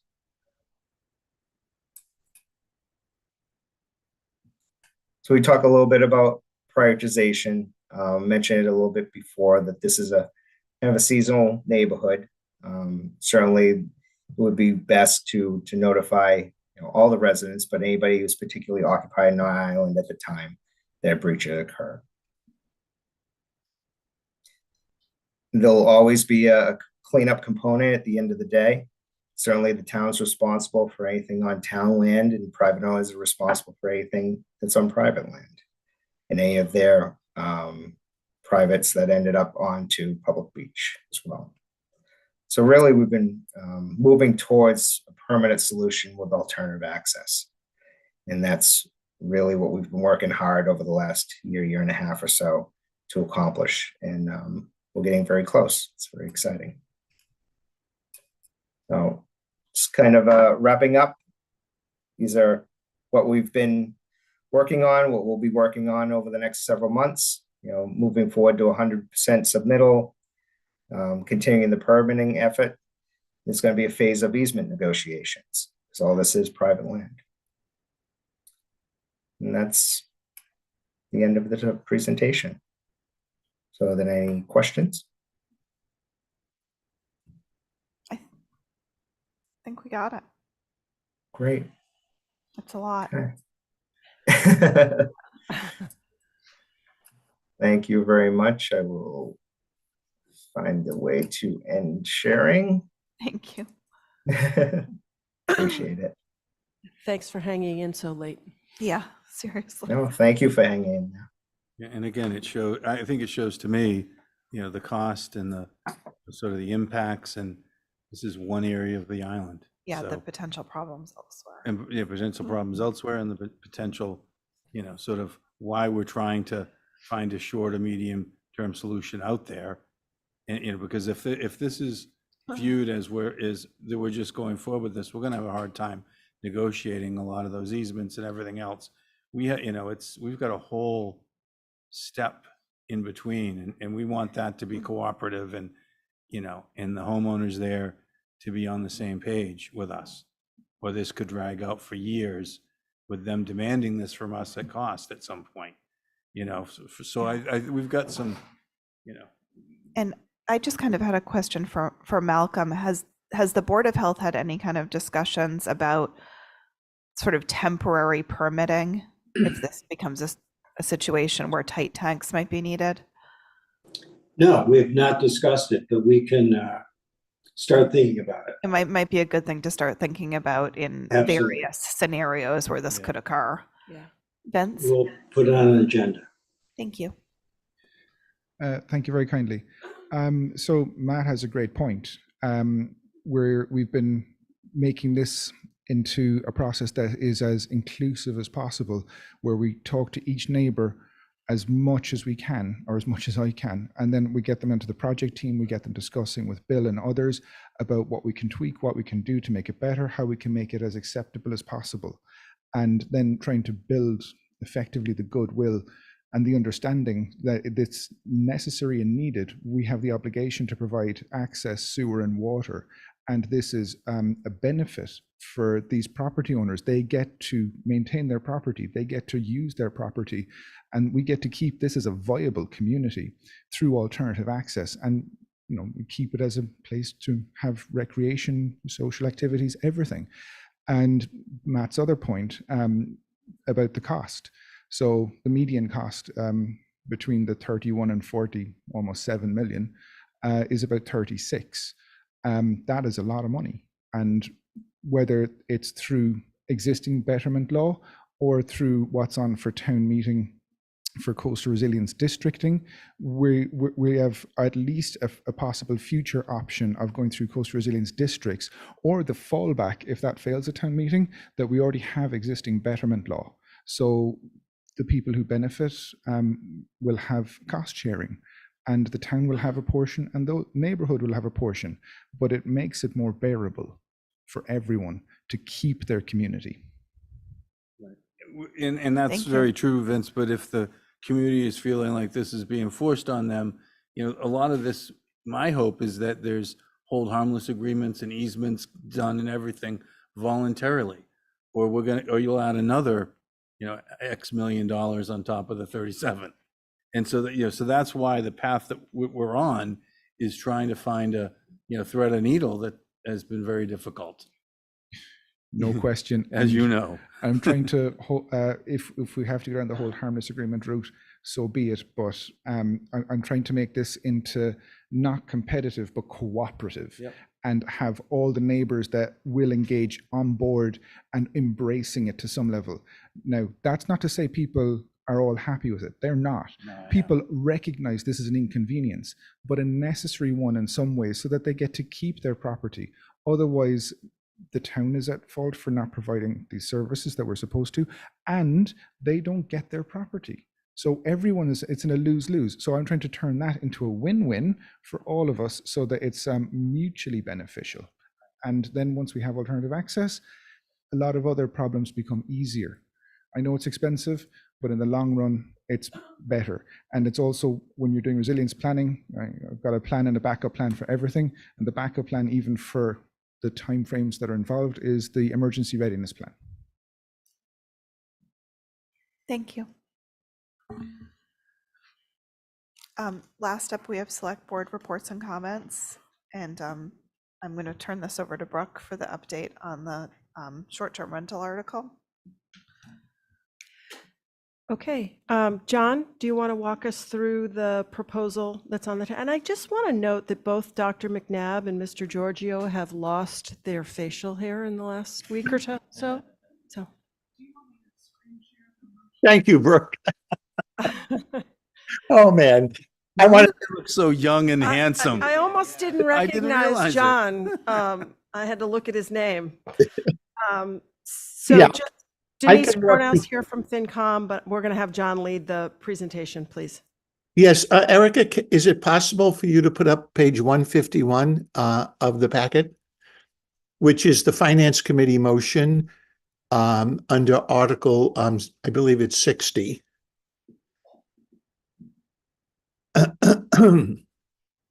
There it is. So we had a very productive meeting with the two petitioners of what I will call competing short-term rental articles. They in essence compete with the select board article. And we were able, I'm happy to report, to reach an agreement with them on a compromise bylaw. So if the select board is amenable to this compromise, a revised motion would be made under Article 60, and then the two other articles, Mr. Kopko's and Attorney Cohen's articles, would be take no action. We've had some concessions along the way, which I will describe.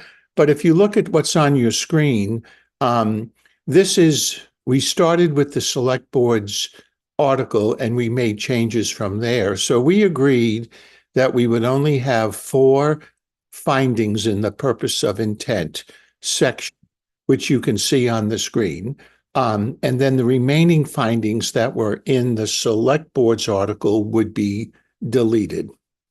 Can you scroll down, Erica, please? Keep going. Like, for example, the definition of corporations doesn't exist in the current bylaw, so we're going to be adding that definition unchanged. And there are a few other minor additions that were in the select board's article, and they're shown typically in highlight and strike through, and those are not changing either. So if you go down to the nuts of this, we added a new timeshare definition right there. And we decided, rather than use the one that was in the Provincetown bylaw, which we came to realize may have some ambiguities, this was Mr. Cohen's suggestion, and I think it was an excellent one, that we use the definition of time sharing or time interval ownership that is contained in the current zoning bylaw. We decided not to pursue fractional ownership because that had a whole host of interpretation issues, and we didn't see the need to include that in the definition. So now it's only going to be timeshares or interval ownership dwelling units. And that's the definition, as I said, directly from the zoning bylaw. John, yes. Can I interject just quickly on that? And part of the discussion around that was that fractional ownership is not addressed in our zoning bylaw as yet. And it felt a little cart before the horse to address it in the short-term rental bylaw, where it's not addressed in the zoning bylaw. And that I believe we should pursue a conversation about how to handle the concept of fractional ownership as a new ownership model, and whether we should change it in the or limit it in the zoning bylaw, and then amend the STR bylaw to reflect that in the future, but not in this go around. Right, exactly. Okay, if we reading it, we're defining it, but we're not limiting it. Well, yes, we are. That's going to happen further on, Matt. Right. This is just a definition, what you see on the screen. That's in the definition section. So if you go down to the next page, actually, there are no real significant changes on the next page. It really is when you get to subsection H. Yeah, so subsection H is really all 3 of the articles had the same provision with respect to corporations, and that is that they would not be they would be prohibited. But we allow dwelling units that are owned by LLC, trusts, or S corporations only where all shareholders or partners are natural persons. So H would ban corporate ownership. I would, which was in the select board's original article, would prohibit dwelling units designated as affordable or otherwise income restricted. And there was some discussion about, do we need to allow it in affordable units so folks can have an additional source of income?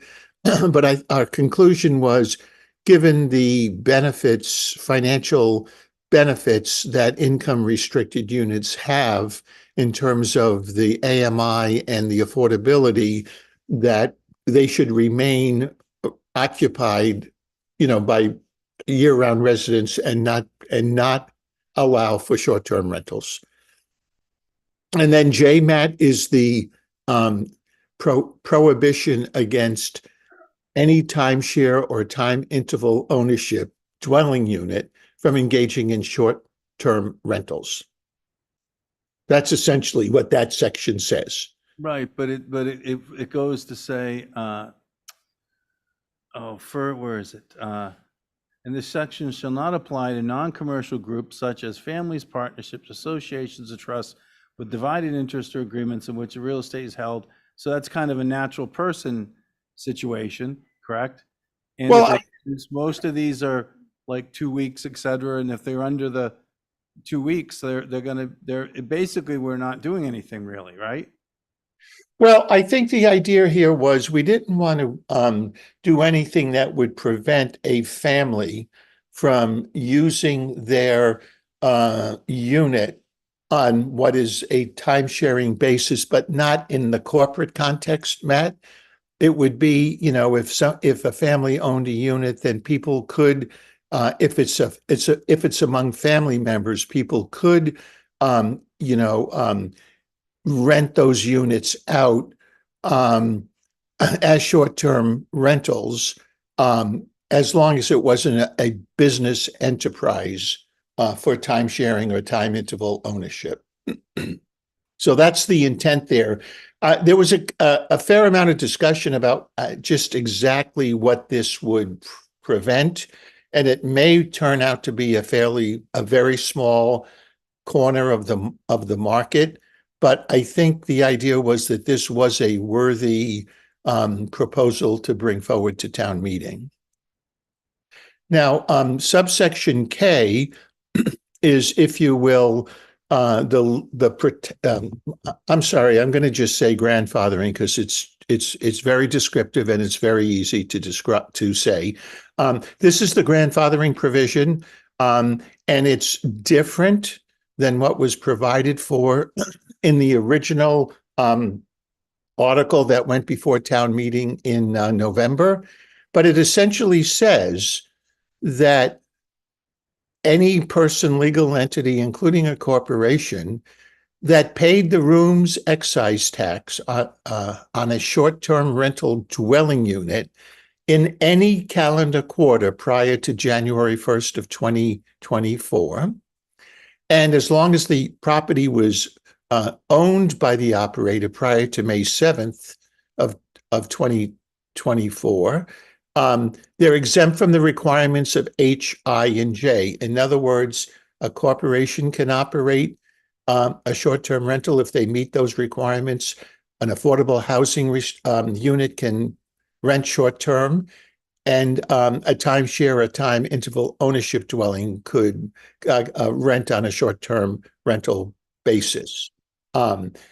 We also kept in the protection that if a property is bequeathed to a person or other beneficiary through a will, trust, or other instrument, the new owner may continue to engage in short-term rental activities. So that's the limited scope of the grandfathering provision that we all agreed on. And that's really that's the basics of this compromise article. Now, there are two things I want to point out. One is that Mr. Cohen is the lead petitioner on another article that would amend the zoning bylaw to make it allowed as of right, but subject to this chapter 123. We had a long discussion about that, and we felt that bringing that forward at this town meeting could prove to be divisive and could, as what happened in November, could sink the entire article. And he went back to talk to the group that he represents, and they are amenable to not pursuing a motion to adopt their zoning article unless we have a court decision prior to May 7th town meeting that makes short-term rentals illegal. It's still a placeholder, but the Finance Committee motion would be to take no action. I'm sorry, the petitioner's article would be motion would be to take no action. unless we have an adverse court decision in the interim, so that when we get to town meeting, we could propose that to town meeting. Now, on Mr. Kopko's side, and I know he was on earlier, I don't know if he still is. Yes. One of the distinguishing factors in his article was that there was no grandfathering protection whatsoever. And I believe that based upon this compromise, that Mr. Kopko is willing to forego an amendment to this article that would delete the grandfathering provision as a compromise. We could always revisit that in the future, however, but it was a very admirable effort by both Mr. Kopko and Mr. Cohen to compromise on their initial warrant articles so that we could reach a consensus. And that's what's being presented to the select board tonight. So if the select board is willing to adopt this compromise, then I believe it's going to go before the Finance Committee tomorrow night, and they will be presented with this Finance Committee motion that is what I will call the compromise motion. It will have been accepted by the Select Board, Mr. Kopko and Mr. Cohen, and would be ready for a vote by the Finance Committee. That's it. First comment, zoning is the zoning article is the scariest aspect to me. If that a Y is put in the use chart, it doesn't matter what our attempts at at doing this are, they're going to be undermined over time regardless. And so I would like to see that as the first article voted. Otherwise, I think someone will call it and do it. So that's number one. That should be moved to the front, and that's number one. Now, and I'm more scared of that than this. I can see why this compromise is acceptable, because correct me if I'm wrong, as long as you're a natural person, there's no limitation on how many short-term rentals you can operate, correct? Yes. So if there's a family that's a trust or an LLC or whatever, they can, or a family partner, family, what do you call it? Family trust, family. They can buy as many houses as they want. They can convert as many as they want and short-term rent them because they're natural, correct? Correct. Okay. And so the corporation, this reminds me of the Stop the Straw, the ban the straw. They were already banned. We spent a lot of money on a campaign, and isn't it great? And we've all felt good. But the reality is we didn't really, it raised awareness, but it wasn't really effectual. I view this very similar to that. And I'm sorry, Rita, if you are hearing me for making fun of it, but it reminds me of that. I think this is, and so I think that this is not, I liked Michael Kopko's article prior, way better than this, and I would have supported his article, but because I think his article was limiting people to 2, and it was taking the grandfathering away. I'm not sure it would have passed, but I think he was, more along where I think we need to be. I think, yeah, sure, this will pass, but it's gonna, because it has no teeth. It's not, I don't think it's doing anything. And so that there's my concern there regarding the article, regarding the lawsuits. I'm guessing the likelihood is it's not going to be a clear, yep, they're completely legal, or no, they're not. I don't think it's going to be they're completely legal or they're completely illegal. I think it's going to be, in a gray. My guess is it'll be in some sort of gray area, in which case, there's still going to be both sides. I think are going to be whipped up and missing form and scaring everybody. In which case, I very much worry the zoning will pass. So I think that, I applaud people for trying to get a compromise, but I think this is way too far to a side that has been voted down multiple times. So Matt, the only comment I would make to that is let's assume that the scenario where Mr. Cohen's group does not move the zoning article, but that article belongs to town meeting. Any registered voter can make a positive motion to move that article. And the same thing is true with respect to Mr. Kopko's article that does not contain a grandfathering provision. Any voter could move to delete subsection K from the Finance Committee motion if we're on the floor of town meeting. And so there's no way to prevent town meeting if that motion is made from considering either deleting the grandfathering or passing the zoning. But the group that got together that came to this compromise felt that it was important to get something on record here. It may not be, it isn't what everybody wants, but it is definitely a first step, and it's addressing some serious concerns with respect to corporate ownership, et cetera, and the loss of housing. And so it has a lot of salutary benefits, although it is only a first step. And next year or the year after, if things get worse, if there's a proliferation of short-term rentals despite what's in the bylaw, that's the beauty of Chapter 123. It can be amended to add more restrictions at any time. Go ahead, Tom. Numbers tell a story. So whilst we have, if you take a look at the registrations, but you take a look at who's actually paying taxes, the numbers of people who are short-term renting has gone down over the last 2 years. So I think one of the things that's important here, and this is, I applaud the group, Michael and Stephen and Brooke, for getting to a compromise.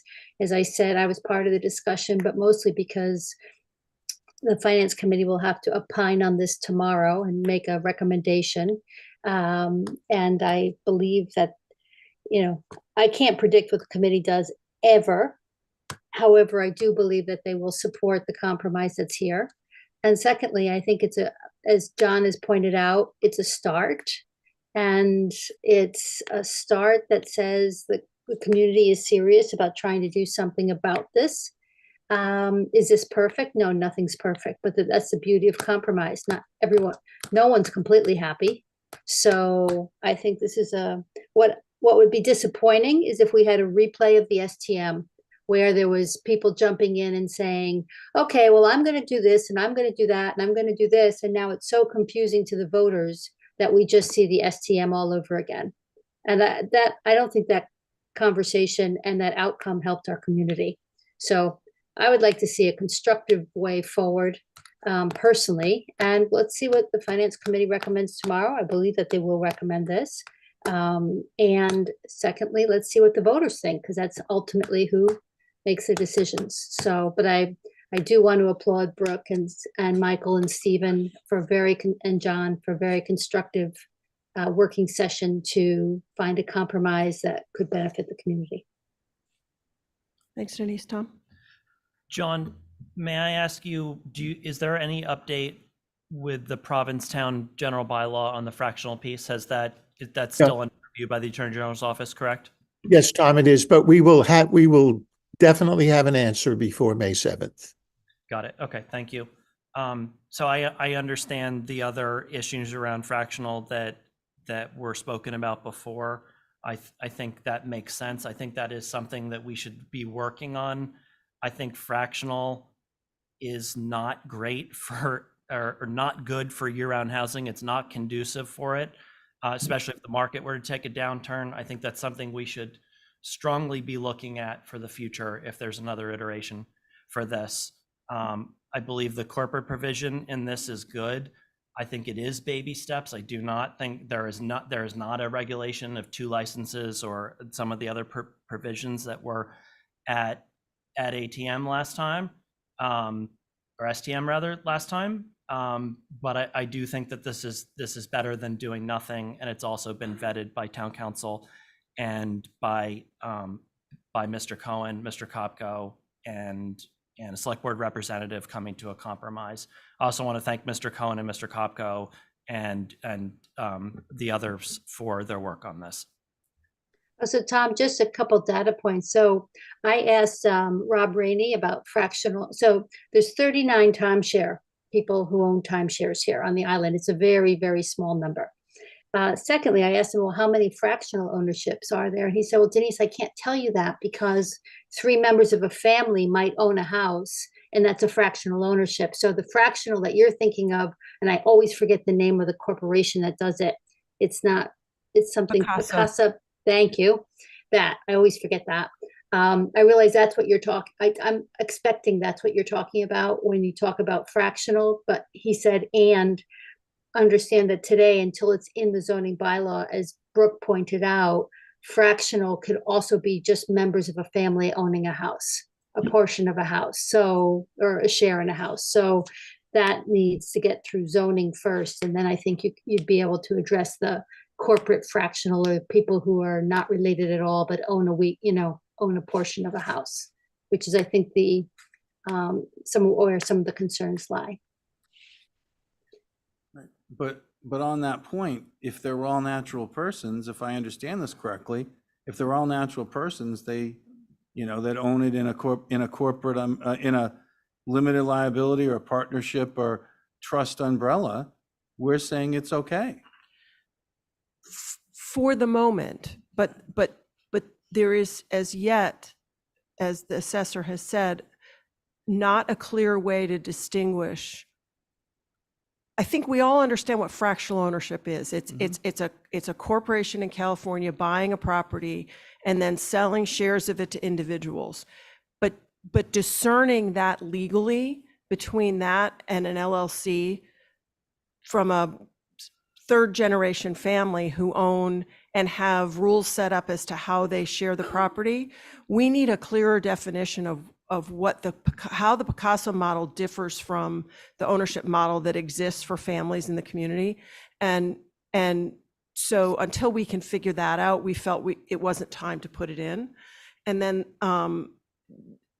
this is not as far as I would prefer to go in terms of regulating short-term rentals. I was super supportive of a lot of the provisions that we saw at STM. And what we saw at STM was it was so complex that people's heads were spinning. So what we talked about in this small group was trying to simplify this as a first step to get the community to understand some elements of the short-term rental market, the ones that we felt there was general consensus on as a first step. And yeah, this is not the end point as far as I'm concerned, but I also know that once we have the platform up and we have registration and we're looking at trends, we have more information about the details of ownership and who's short-term renting, then we can say, what is the impact? It's a clearer way to assess what the impact is and what needs to be limited. And who is harmed and who isn't harmed is one of the reasons why limiting the number to 2, that's a really divisive issue in terms of people who already own them, year-rounders who own multiple ones.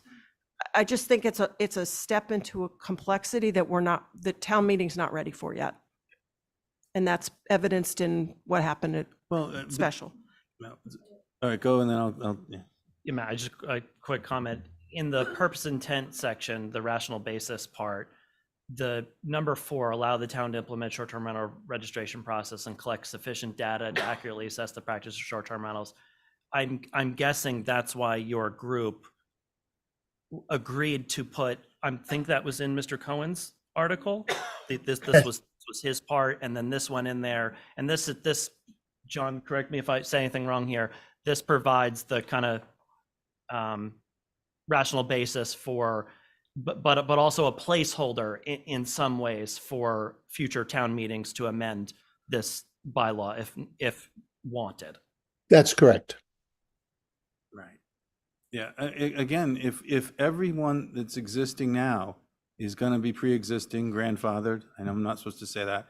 If everyone that's doing it anyhow is grandfathered right now, then there's really no concern. And so we could say you're all grandfathered, and new ones coming in are limited to, 1 or limited to 2, or it's got to be one natural family. We could be doing something different.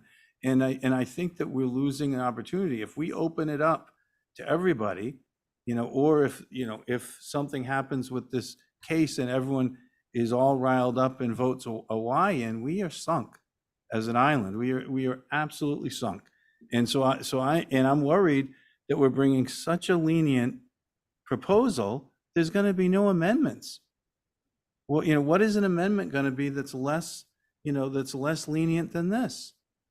And I believe what the short-term rental work group brought with our amendments last year, if it had not been amended, and changed at the FinCom, I believe that would have passed. I think it was a lot of really smart things that they did with the amendments that we made, I think had a real chance. And unfortunately it got politicized and whacked. So what I can say is, if the four of us, or the three of us, Malcolm, we haven't heard from Malcolm, are this, sort of, I don't know, have different opinions about this, multiply that by 1,000 people in a room. Completely. So starting with the simplest level, so that we're not debating 20 different elements of a short-term rental bylaw, we're debating a small number of elements that are clearer easier to explain, easier for people to understand where they fit in, where their situations fit in, what their potential gains and losses are from this. It's just a starting point in my mind. And I think I would rather get something passed than go another round where the voters get so confused and so overwhelmed that nothing happens. That's worse. That is a much worse case scenario to me than leaving it to a data-driven decision down the road that here is the impact of the short-term rental market, and with a really good data-driven rationale as to why we should further constrain the market. That's where I'm coming out on this. So, Malcolm? Yes, Madam Chair. Well, you know what? You're all absolutely correct. I agree with you all, everything you said. The two things that have always bothered me has been zoning. That's why I really support Matt, that the zoning question should be first, dealt with right away, because that will be significant. And it's almost always failed. The grandfathering has always bothered me. I was a little upset at first when I saw it was in a compromise, but I understand that anyone can stand up and have it amended and removed. I agree with Matt that I actually liked Mr. Kopko's better, but it's what we have, and I will support this with the understanding that the zoning will be no action taken, and at some point someone will remove the grandfathering from this proposed amendment. It's a start, it's not perfect. And I've been quite outspoken and many times about this, but it's better than nothing right now. And I think we're on the right path without zoning and without grandfather. Thanks, Malcolm. I'm going to take Mr. Kopko as his hand up, but let me reiterate what John said. We cannot remove the zoning bylaw or prevent anyone from calling it. It is on the warrant. So I just think, but I do appreciate Mr. Cohen's willingness to compromise and say that he's okay with it not passing if this passes. And I think that was an important compromise that came out of this conversation. Well, so in regards to that, Yeah. really quickly, we can make a recommendation to town meeting that we vote to move it to the beginning as a group. Like it doesn't, it's going to be on town meeting. We can't stop it. I understand that, but we as a board can make that recommendation. So what would have to happen is at town meeting, I would have to make a motion to change the order of the articles. And then the town meeting would have to vote in the majority to do that. So we would move Article 60 ahead of 59. 59 is a zoning article, because Mr. Cohen's compromise was that if 60 passes, the compromise 60 passes, then he would ask for a take no action recommendation on 59. But if 60 fails, then that compromise is gone. So we would have to do 60 first to make this work. And I'm sorry, Denise, that isn't a compromise. That he gets his cake and eats it too. I get a very. No, Matt. No, maybe- how does he get? So he could let 59 go first. It could pass. 60 could fail. So he's actually being flexible, in my view. You can see it a different way, of course, but in my view, I'll stop talking and give Michael the chance to speak. Thanks, Denise. Michael? Thanks, guys. I understand Matt's concerns here and Malcolm's. It's been almost 2 years, I think, since we started working on this issue. I think we all understand that when we pass a bylaw like this, the next day, Mr. Giorgio's brethren in the legal community commenced to trying to find ways around everything that we're trying to do. And I think one of the problems we've had in the last couple of years is everybody's running around trying to get their fingers in every hole in the dike.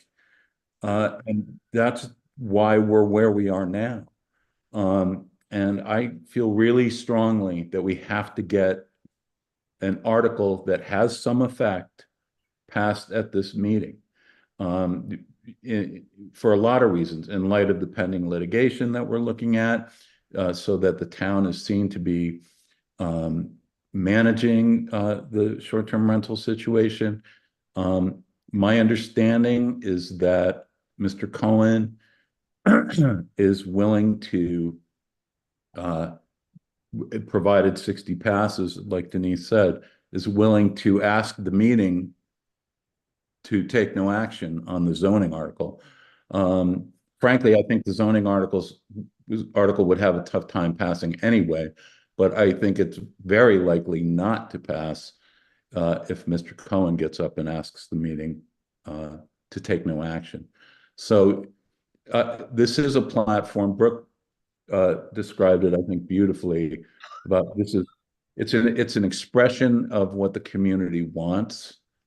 It provides a basis for us going forward, and it addresses what I consider to be the primary issue to address here, which is corporate ownership of short-term rentals and those effects on residential neighborhoods. So in light of all of that, that's why I feel strongly we need to get this passed. So I appreciate you taking it up.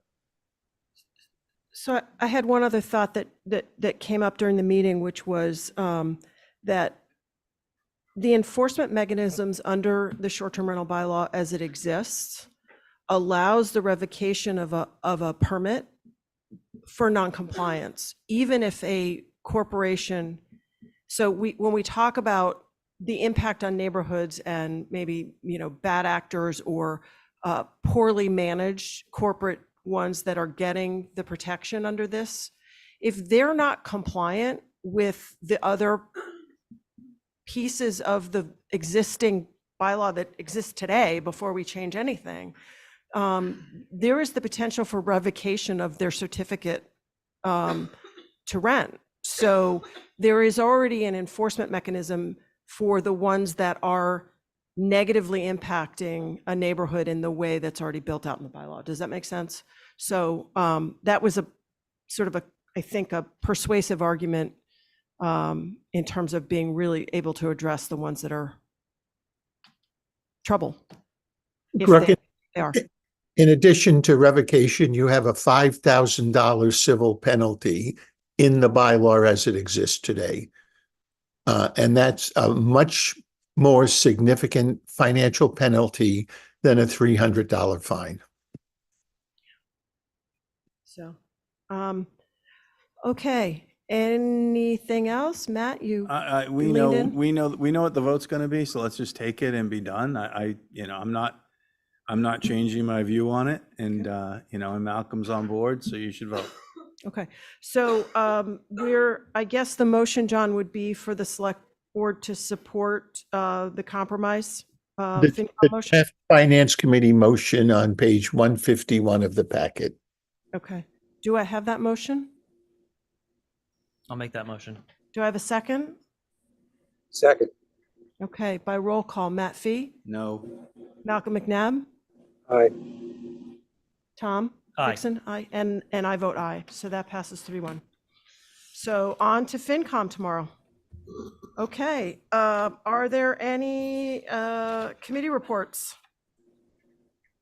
Oh, I'm still Don, here. you're still here. I thought, I've been looking at you the whole time. I thought, why didn't Yeah, you no, go I home? just wanted to mention that we had another Our Island Home meeting today, and we're really making great progress in the design and planning, and we'll be meeting with Sherburne Commons again on the 4th of March, and we'll be getting ready for a big presentation to the select board on March 20th with I believe, a recommendation for a preferred layout.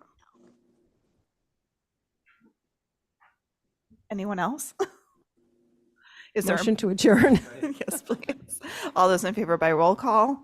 Matt Fee, Brooke Moore. Aye. Tom Dixon. Aye. Malcolm McNabb. Aye. All right. Thank you, everyone. Have a good week off.